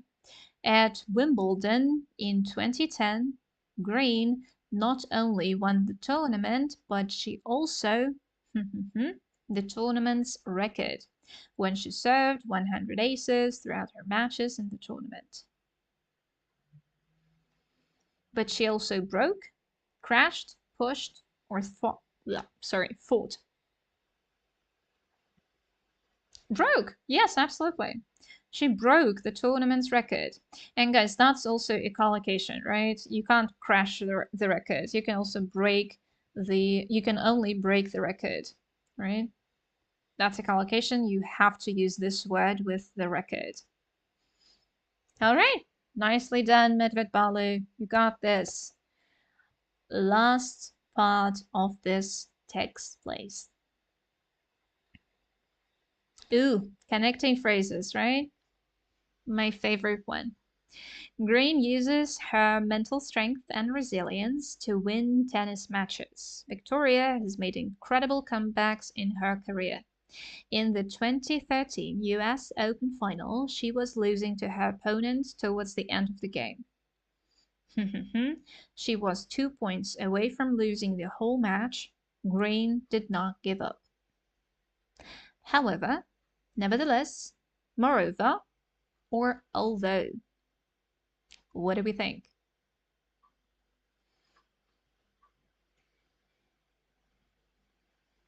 What connecting phrase do we need here?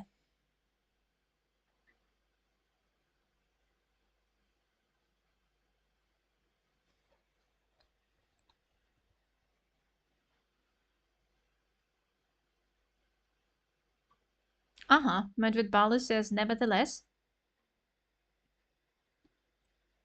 Well, you are correct in the meaning department, right? We do need contrast here.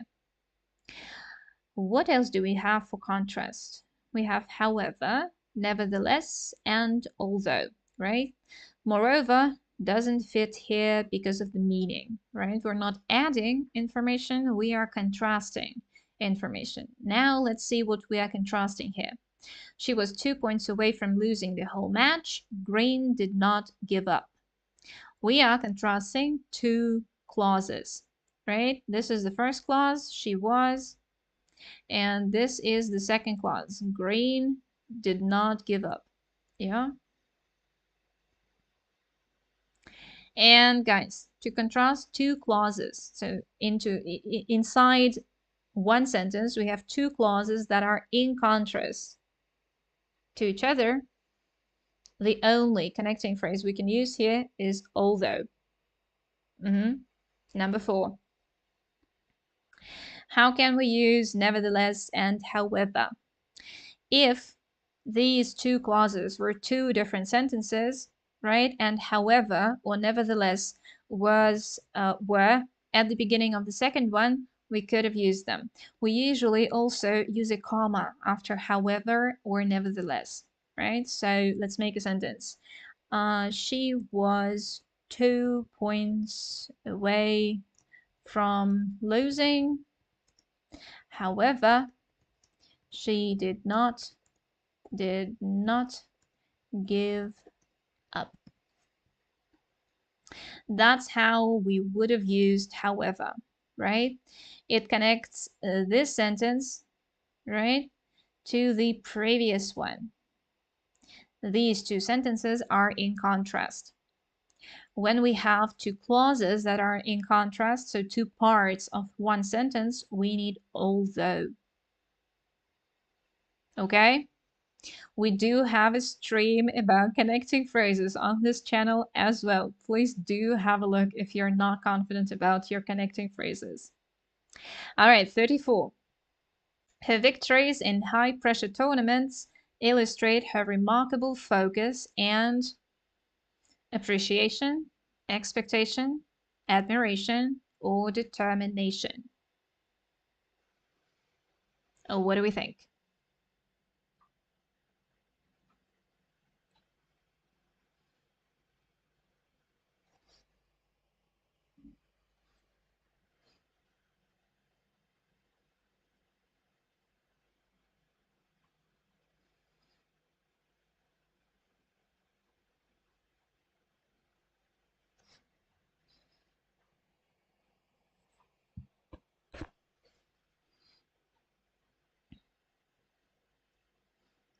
Focus and appreciation. All right, guys, let's talk about all of these words as well, right? Appreciation means a feeling when you're feeling grateful for something, right? So appreciation is kind of gratitude, right? When you appreciate something, you're glad that you have it. Expectation is well about waiting for something, right? For some particular result, usually. Admiration is, well, from the verb admire, right? So admiration is kind of like respect and love together, right? And determination is a, I guess it's equality. So I would say it's somewhere between equality and a feeling, right? Determination is when you really want to do something and you're very set on that goal. You're like, okay, I am going to do this. There's no question about it, right? So here, her victories in high-pressure tournaments illustrate her remarkable focus and it's not about saying thank you. It's not about waiting for anything. It's not about respecting anything. It's about determination, right?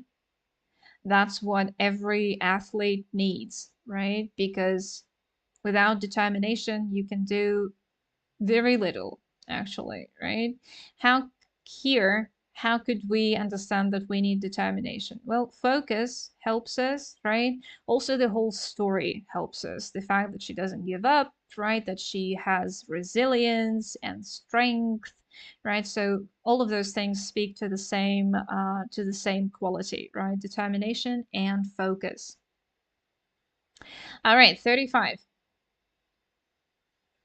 Victoria Green continues to play professional tennis and also runs her own businesses. Wow, a busy woman. She has been on the cover of many popular magazines. She has also created her own charitable organization that educational opportunities for underprivileged youth around the world. So that charitable organization predicts opportunities, pretends opportunities, provides opportunities, or permits opportunities. Provides, absolutely. You can provide an opportunity. Again, that is a collocation. To predict is to say something about the future, right? To pretend is to act in an insincere way. And to permit is to allow it, right? To say, yes, okay, you can do it. Of course, the organization, it provides opportunities. Gives opportunities, right? Okay, and 36, the last one here. Victoria Green reviews young people that they can accomplish their dreams through hard work and dedication. Dedication is another good word, right? Very similar to determination, actually. Reviews, reminds, revises, or remembers. Right, absolutely. Reminds. You can remind somebody that they can do it, right? Like I like to remind you that you can do absolutely anything, right? Especially with this exam. Okay, we got it. What do you think? 30 to 36 was a bit harder than everything else, right? I mean, in the grammar and vocabulary part. Do you agree with that? Is it harder than 19 through 24 and 25 through 29? It's supposed to be, actually, right? These tasks are usually harder at the exam as well. All right, guys, we are moving on to our written part, right? 37 and 38. 37 is just an email. I hope that you wrote lots of emails this year, right? And now you can do it in your sleep. This is an email from our demo version, right? And well, a couple of things that I'd like you to note here. First of all, the name of your friend, right? It has to be the specific name, no other name, or else you are going to get a logical mistake in организации текста критерий. Then we need all the questions that your friend asks you, right? It's better if you just number them right in the email, right? What is the last book you've read? What books do you have to read for your literature classes? And how often do you spend time reading a book for pleasure? Usually there are 3 questions here, but sometimes one question can be in 2 parts. Yeah, like what is the last book you've read and why? That's a strange question, but sometimes you do have that small part and why, and that is very important for us because you have to answer the full question, right? Fully and to the point. So you answer those questions, right? It's better if you do that one by one so that you don't miss anything. You can absolutely copy the same constructions, right? The same words that your friend used so as to be clear and to the point. That's absolutely all right. Just use clear grammar, right? And don't forget about connecting phrases. Then you ask 3 questions about something. Here, you usually have one sentence about something that you need to ask your questions about, right? But guys, please also look here. Don't forget about this, because this is the most important part. In this particular task, it's very easy, right? I saw an interesting film in Spanish last week. And then you need to ask 3 questions about the film, right?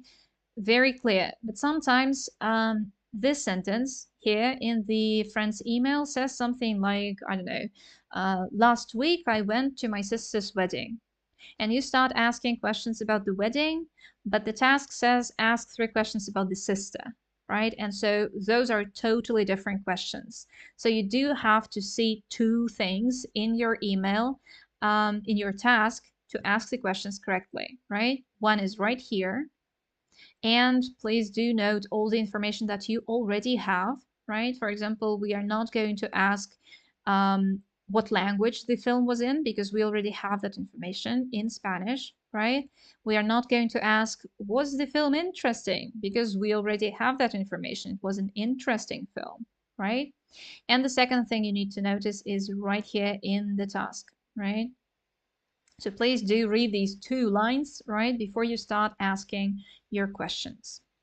Let's have a quick look at our template for the email. Are you going to help me with it?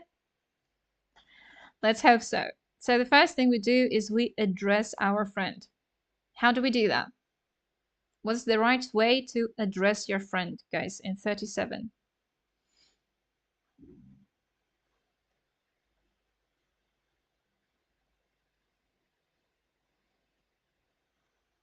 Anyone? Come on, help me out here.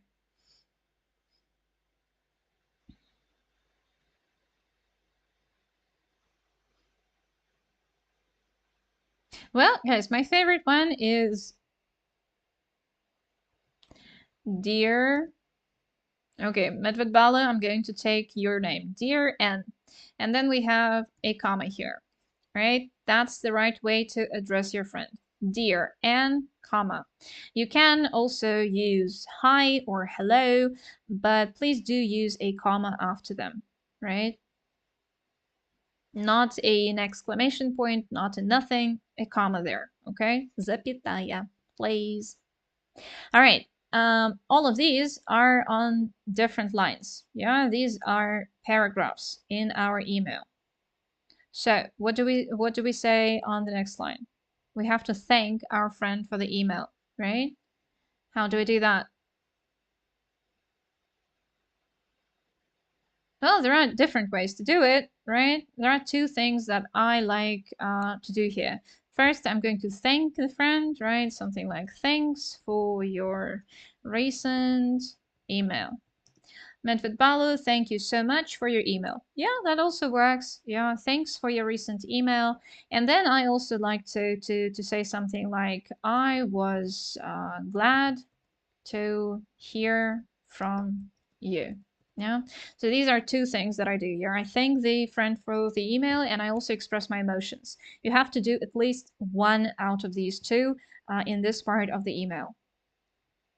Then I'm moving on to the next line, and here I need to remember about my connecting phrase before I get to answering the friend's questions, okay? There are different ways to connect this part of the email to the previous one. The one I like is very general and can be used absolutely anywhere. Let me answer your questions. And then I just get to answering them, right? Here is my answer 1, then my answer 2, and then my answer 3.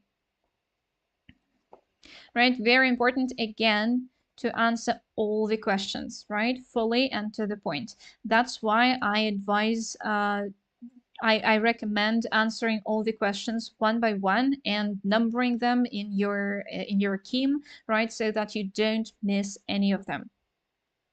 Then, after I've answered my questions, I'm going to move on to asking questions, right? And here I also need a connecting phrase. What can I use here? Well, there are 3 phrases that I like to use. One is for good news. I was glad to hear that, and then the good news that your friend said, right? That you saw a Spanish film, right? Or that your sister got married, whatever.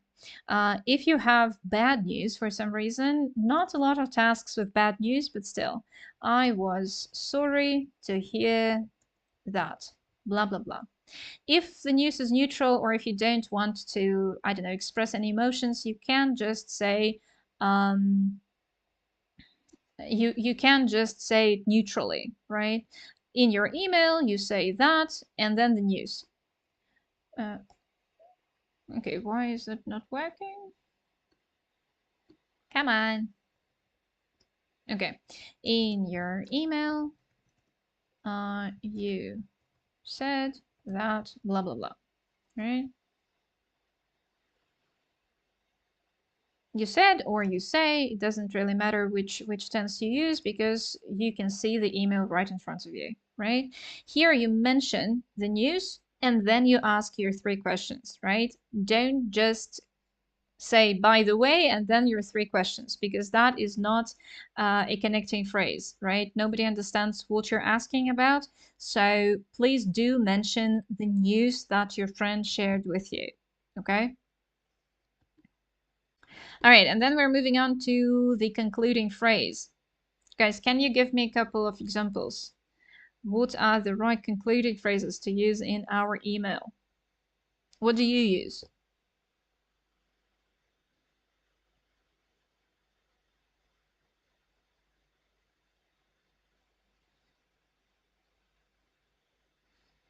Oh, I usually say something very general, something like that's all for now, right? Right back soon. That's it. Wait, back soon. Екатерина, by the way, is not a concluding phrase, right? When we're concluding our email, we need to say like what's going to happen next. What are our expectations, right? Right, I need to go. That's also right. We don't have to say that we're sorry for going, right? For leaving our friend alone, but we can do that if we want to. That's not a problem, right? Write back soon. Hope to hear from you soon. Drop me a line. I'm looking forward to your email. Looking forward to your email. All of those work well, right? Then we need just a couple of things, right? A sign off and your name. But again, we do need to do that correctly. What do you use for sign-offs, guys?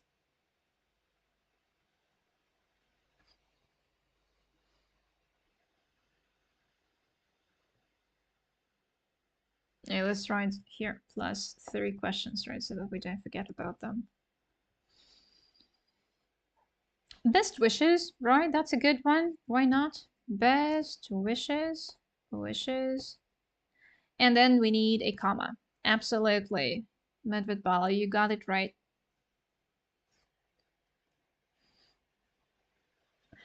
Ага, Екатерина got a question. Не обязательно писать, почему тебе нужно отлучиться и прочее. Нет, в имейле не обязательно писать, почему вам надо отлучиться. Мама позвала, не знаю, бабушке помочь приготовить dinner. Вообще не обязательно. Не нужно этого делать. Нужно просто дать какой-то concluding phrase в стиле well, that's it, right? That's all for now. Works wonders, right? And then write back soon. Вот это вот обязательно не забыть, да? Что вы ожидаете, что произойдет? Вот это вот надежда на последующий контакт, это называется. Вот это нам нужно обязательно. А извинения в том, почему вам надо идти, не надо.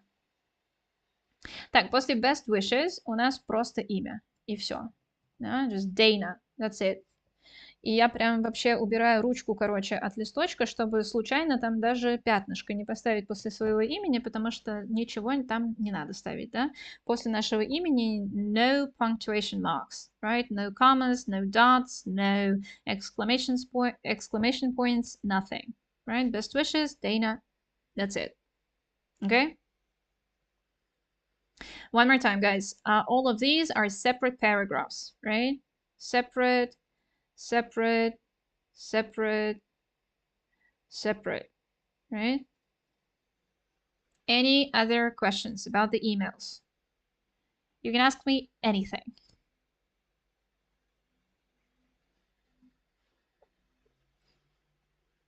All right, think about it. That's all right. And we are moving on to 38, right? 14 points for this task. 14, guys. That's a lot of points, right? 14. I can't stop saying it. Ага, Екатерина, about the email, слова связки? Да, обязательно. Вот эти вот, да? Connecting phrase here and connecting phrase here. Абсолютно обязательно, да. Это организация текста, это отдельный критерий в имейле. Да, нам нужны слова связки. Но здесь слова связки, в смысле фразы связки, да, скорее. Ну вот, let me answer your questions. Это, например, фраза связка, да? То есть какие-нибудь там however, although и так далее не обязательно использовать в имейле. Вам нужно связывать части текста, да, друг с дружкой. All right, 38, right? Phew, what do we have here? Well, first of all, we have the name of the project, right? Right here. Then we have the polls, like in a table or in a diagram or a pie chart, whatever, right? This is 38.1. It's usually in a table. Yeah. What else do you need to notice? Of course, the opinion polls, right? Of course, the name of the project. And then 1, 2, 3 are always the same, right? You already know what's there. You do not need to read them. But 4 and 5 are always different. Outline a problem that can arise, and this is always different. Arise with what? Here with some IT jobs. This is from our demo. The last one, conclude by giving and explaining your opinion on, and this is also always different, on the importance of IT in the modern world. Guys, these are very important for us because if you write something else, I don't know, somehow connected to the topic of the project, you will lose points, right? You do need to outline a problem that can arise with specifically this, right? Not with computers, not with careers, but with some IT jobs, right? And you have to see that in the task. And same goes for your opinion, right? You have to give it and explain it, but only on this topic, on the importance of IT in the modern world. Not on how to choose a profession, right? Not on why IT is the best career ever, but on the importance of IT in the modern world, right? So that is very, very important for us. You do have to notice these things in the task. Please do look at them. Ага, Екатерина, а в устном обязательно нужны были в проекте слова-связки? Да, конечно, там, ну, в 4-м, да, задании? Да, там тоже обязательно нужны были слова-связки. Но там тоже были свои, да, не обязательно это although или however, но и другие тоже. Ну, между частями, да, вашего рассказа, вашего voice message. Конечно, да. Мы с вами их тоже изучали и тут, и в школе. Да? Alright, guys, давайте посмотрим на второй тоже. 38.2. Same thing, right? The only difference is the opinion polls, right? The way they are presented here. That was the table. This is a pie chart. You always have it right here. Here, pie chart, right? Here, table. And you cannot use them interchangeably, right? You cannot call this a table or this a pie chart. That is a logical mistake, so please do use the same word. Yeah? Okay?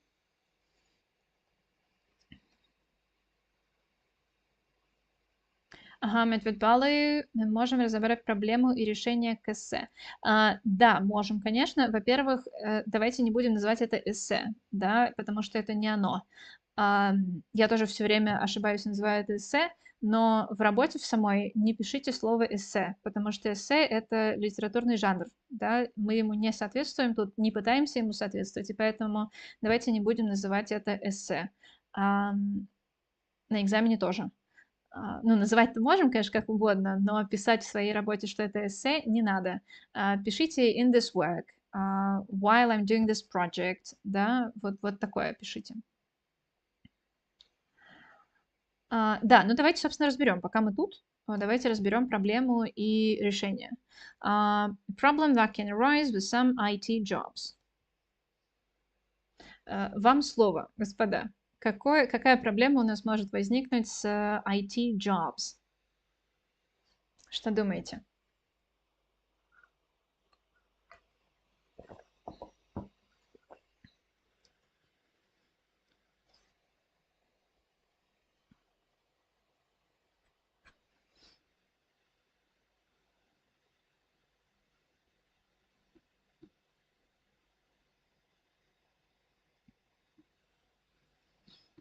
Жду ваших сообщений. Давайте обсудим. Let us discuss. What can be a problem that can arise with some IT jobs?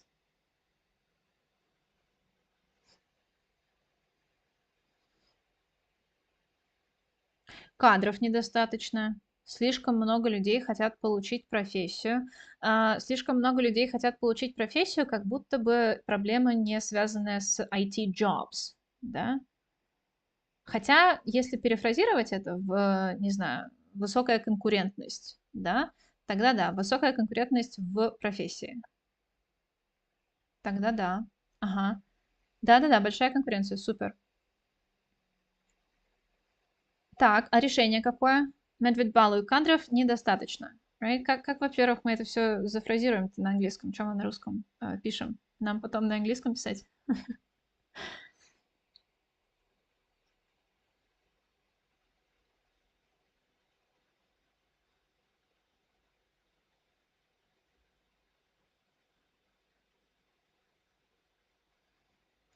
Ну, смотрите, про кадров недостаточно, да? Что мы можем записать?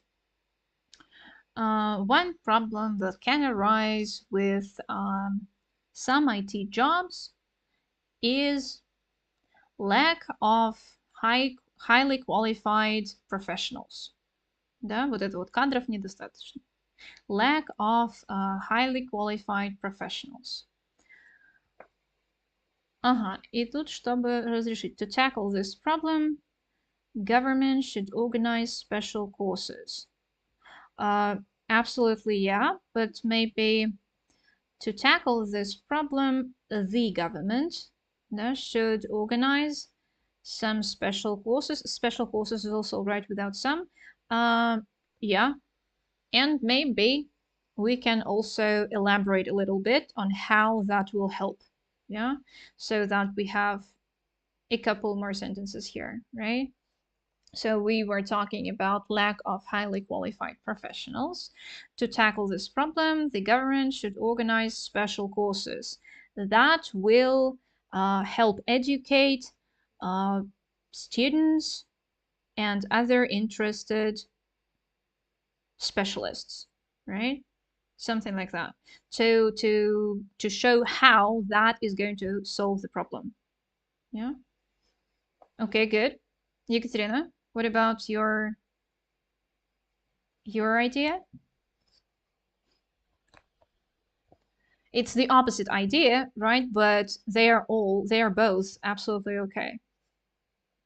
To solve this problem, the government should make smaller taxes for IT businesses. Such an interesting idea. I wonder if they've done that already.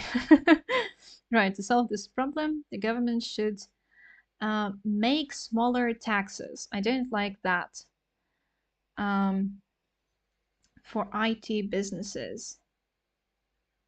Let's paraphrase that. To make smaller taxes. I don't like make taxes. To maybe right. It's okay. We're doing this together, right? To make smaller taxes. To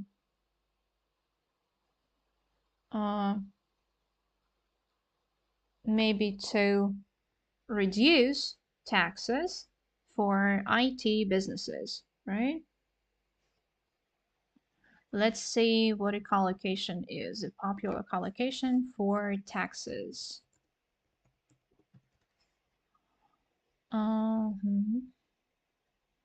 Lower, right? Lower taxes also works. Yeah. Reduce or lower, both are okay, right? Reduce or lower taxes for IT businesses. Yeah, that works. Any other questions, guys, about IT jobs? You can do it. See, you've done everything yourself. I just helped with one article and one lexical unit. You've done everything yourself. А отношение какое? Любое абсолютно, только объяснить надо. Вот какое проще объяснить, то давайте и выразим. Что мы делаем сначала, когда мы выражаем отношение? Надо написать какую-то introductory phrase, да? In conclusion, or to sum up, I believe that IT is, I don't know, extremely important in the modern world. I think so because blah, blah, blah. Because, I don't know, IT makes our lives easier. Nowadays, you can order anything online.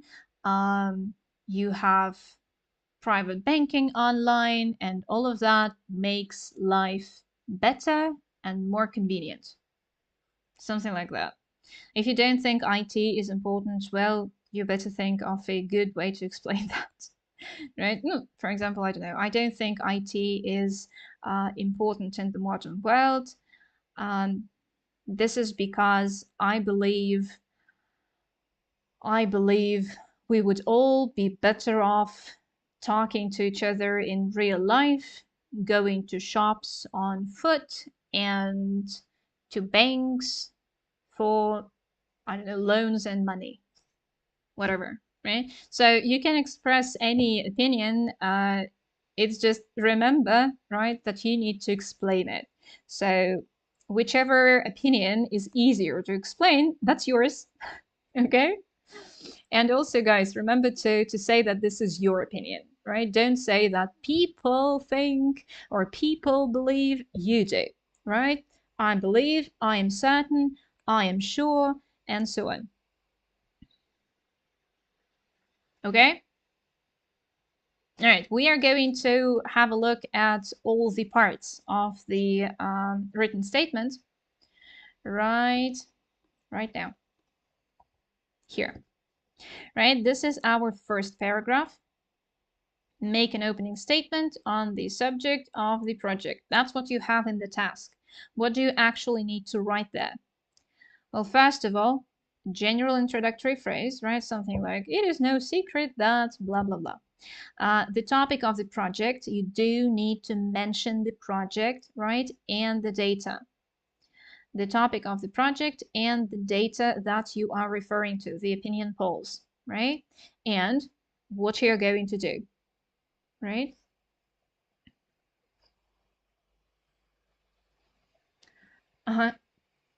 You could throw in one more idea, okay? To solve this problem, the government, there is a spelling mistake in the word government, G-O-V-E-R-N-M-E-N-T, needs to develop other spheres. Again, only if you comment on that a little bit more, right? To develop other spheres and make them more attractive to new employees, to, I don't know, to graduates, right? So you have to make your solution sound very obvious and very understandable, right? Don't leave anything to chance, right? Maybe they'll understand. No, they won't. Let's imagine that they do not understand anything, so you have to explain really well, okay? Right, going back to our opening statement, right? The first paragraph is general introductory phrase. Then you mention your project and you mention the data and what you're going to do with all of that, right? In this work, I plan to analyze the data and express my opinion on the topic of the project, something like that, right? In the second paragraph, we need to select and report 2 or 3 facts. What do we do? Well, first of all, again, a connecting phrase, right? We never go anywhere without a connecting phrase, right? Between all the paragraphs, we do need a connecting phrase, right? Here, something like according to the table or according to the pie chart, that will work. Or, I don't know, as can be seen from the table or from the pie chart, blah, blah, blah. Then the first fact with numbers, please do write numbers and do write them with numbers, right? 30%, not 30, okay? Do write numbers with numbers. Then the second fact with numbers, and both facts, guys, in one tense. Preferably the present tense, because you are talking about some analytical information, right? So I don't know, 30% choose this option, right? While I don't know, 55% choose that option. It's better, of course, to use synonyms, right? Not choose, but something else. You do have all the vocabulary all the words and phrases for this task, where? In our channel, right? We do have a video on the topic of task 38 where I described everything very much in detail. So if you do feel like you need that, you can go there, watch it again. And yeah, minimal analytical comment, something like which puts this option at the bottom of the table, if it is a table, right? Or which makes this option the least popular one with the respondents. Yeah, something like that.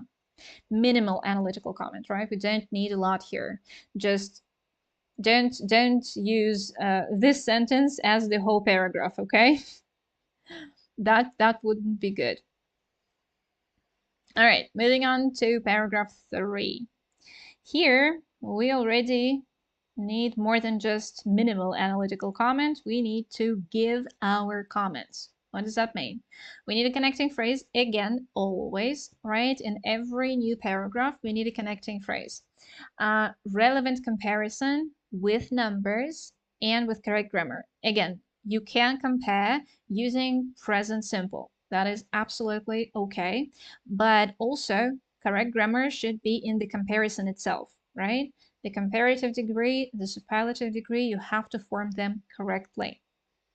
And yeah, sorry, there is a grammar mistake here. Well, it's a misprint, obviously, but still. Your adequate comment on the relevance. Why your comparison is relevant. Why is it important? Why are you comparing these two facts and not other, right?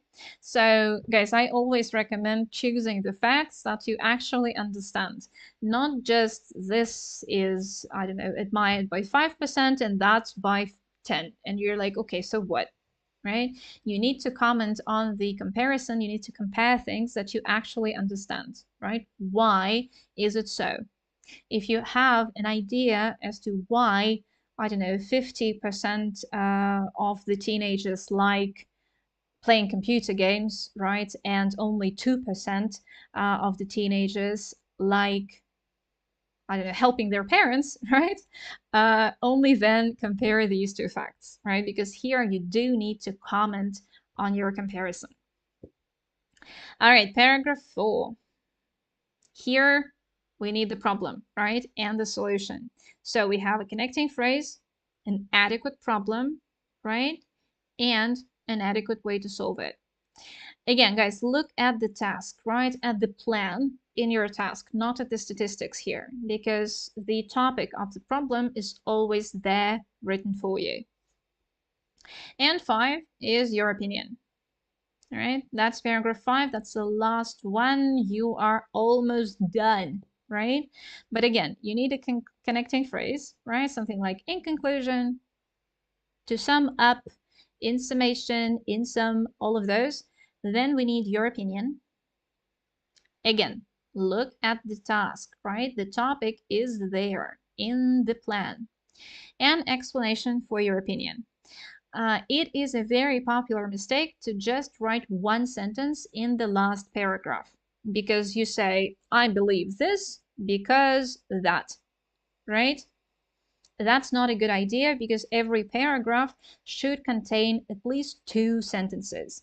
Otherwise, it's not a paragraph. So please do write 2+ sentences in every paragraph. Otherwise, it will be a mistake in организации текста, right? Also, guys, another important thing here is to say I.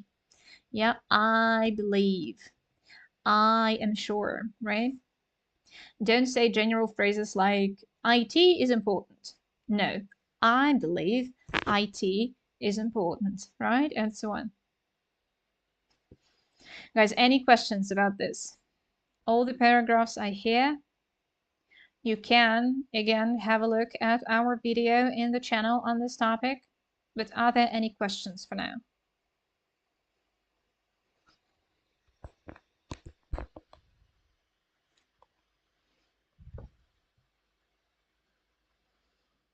Yes, no, maybe.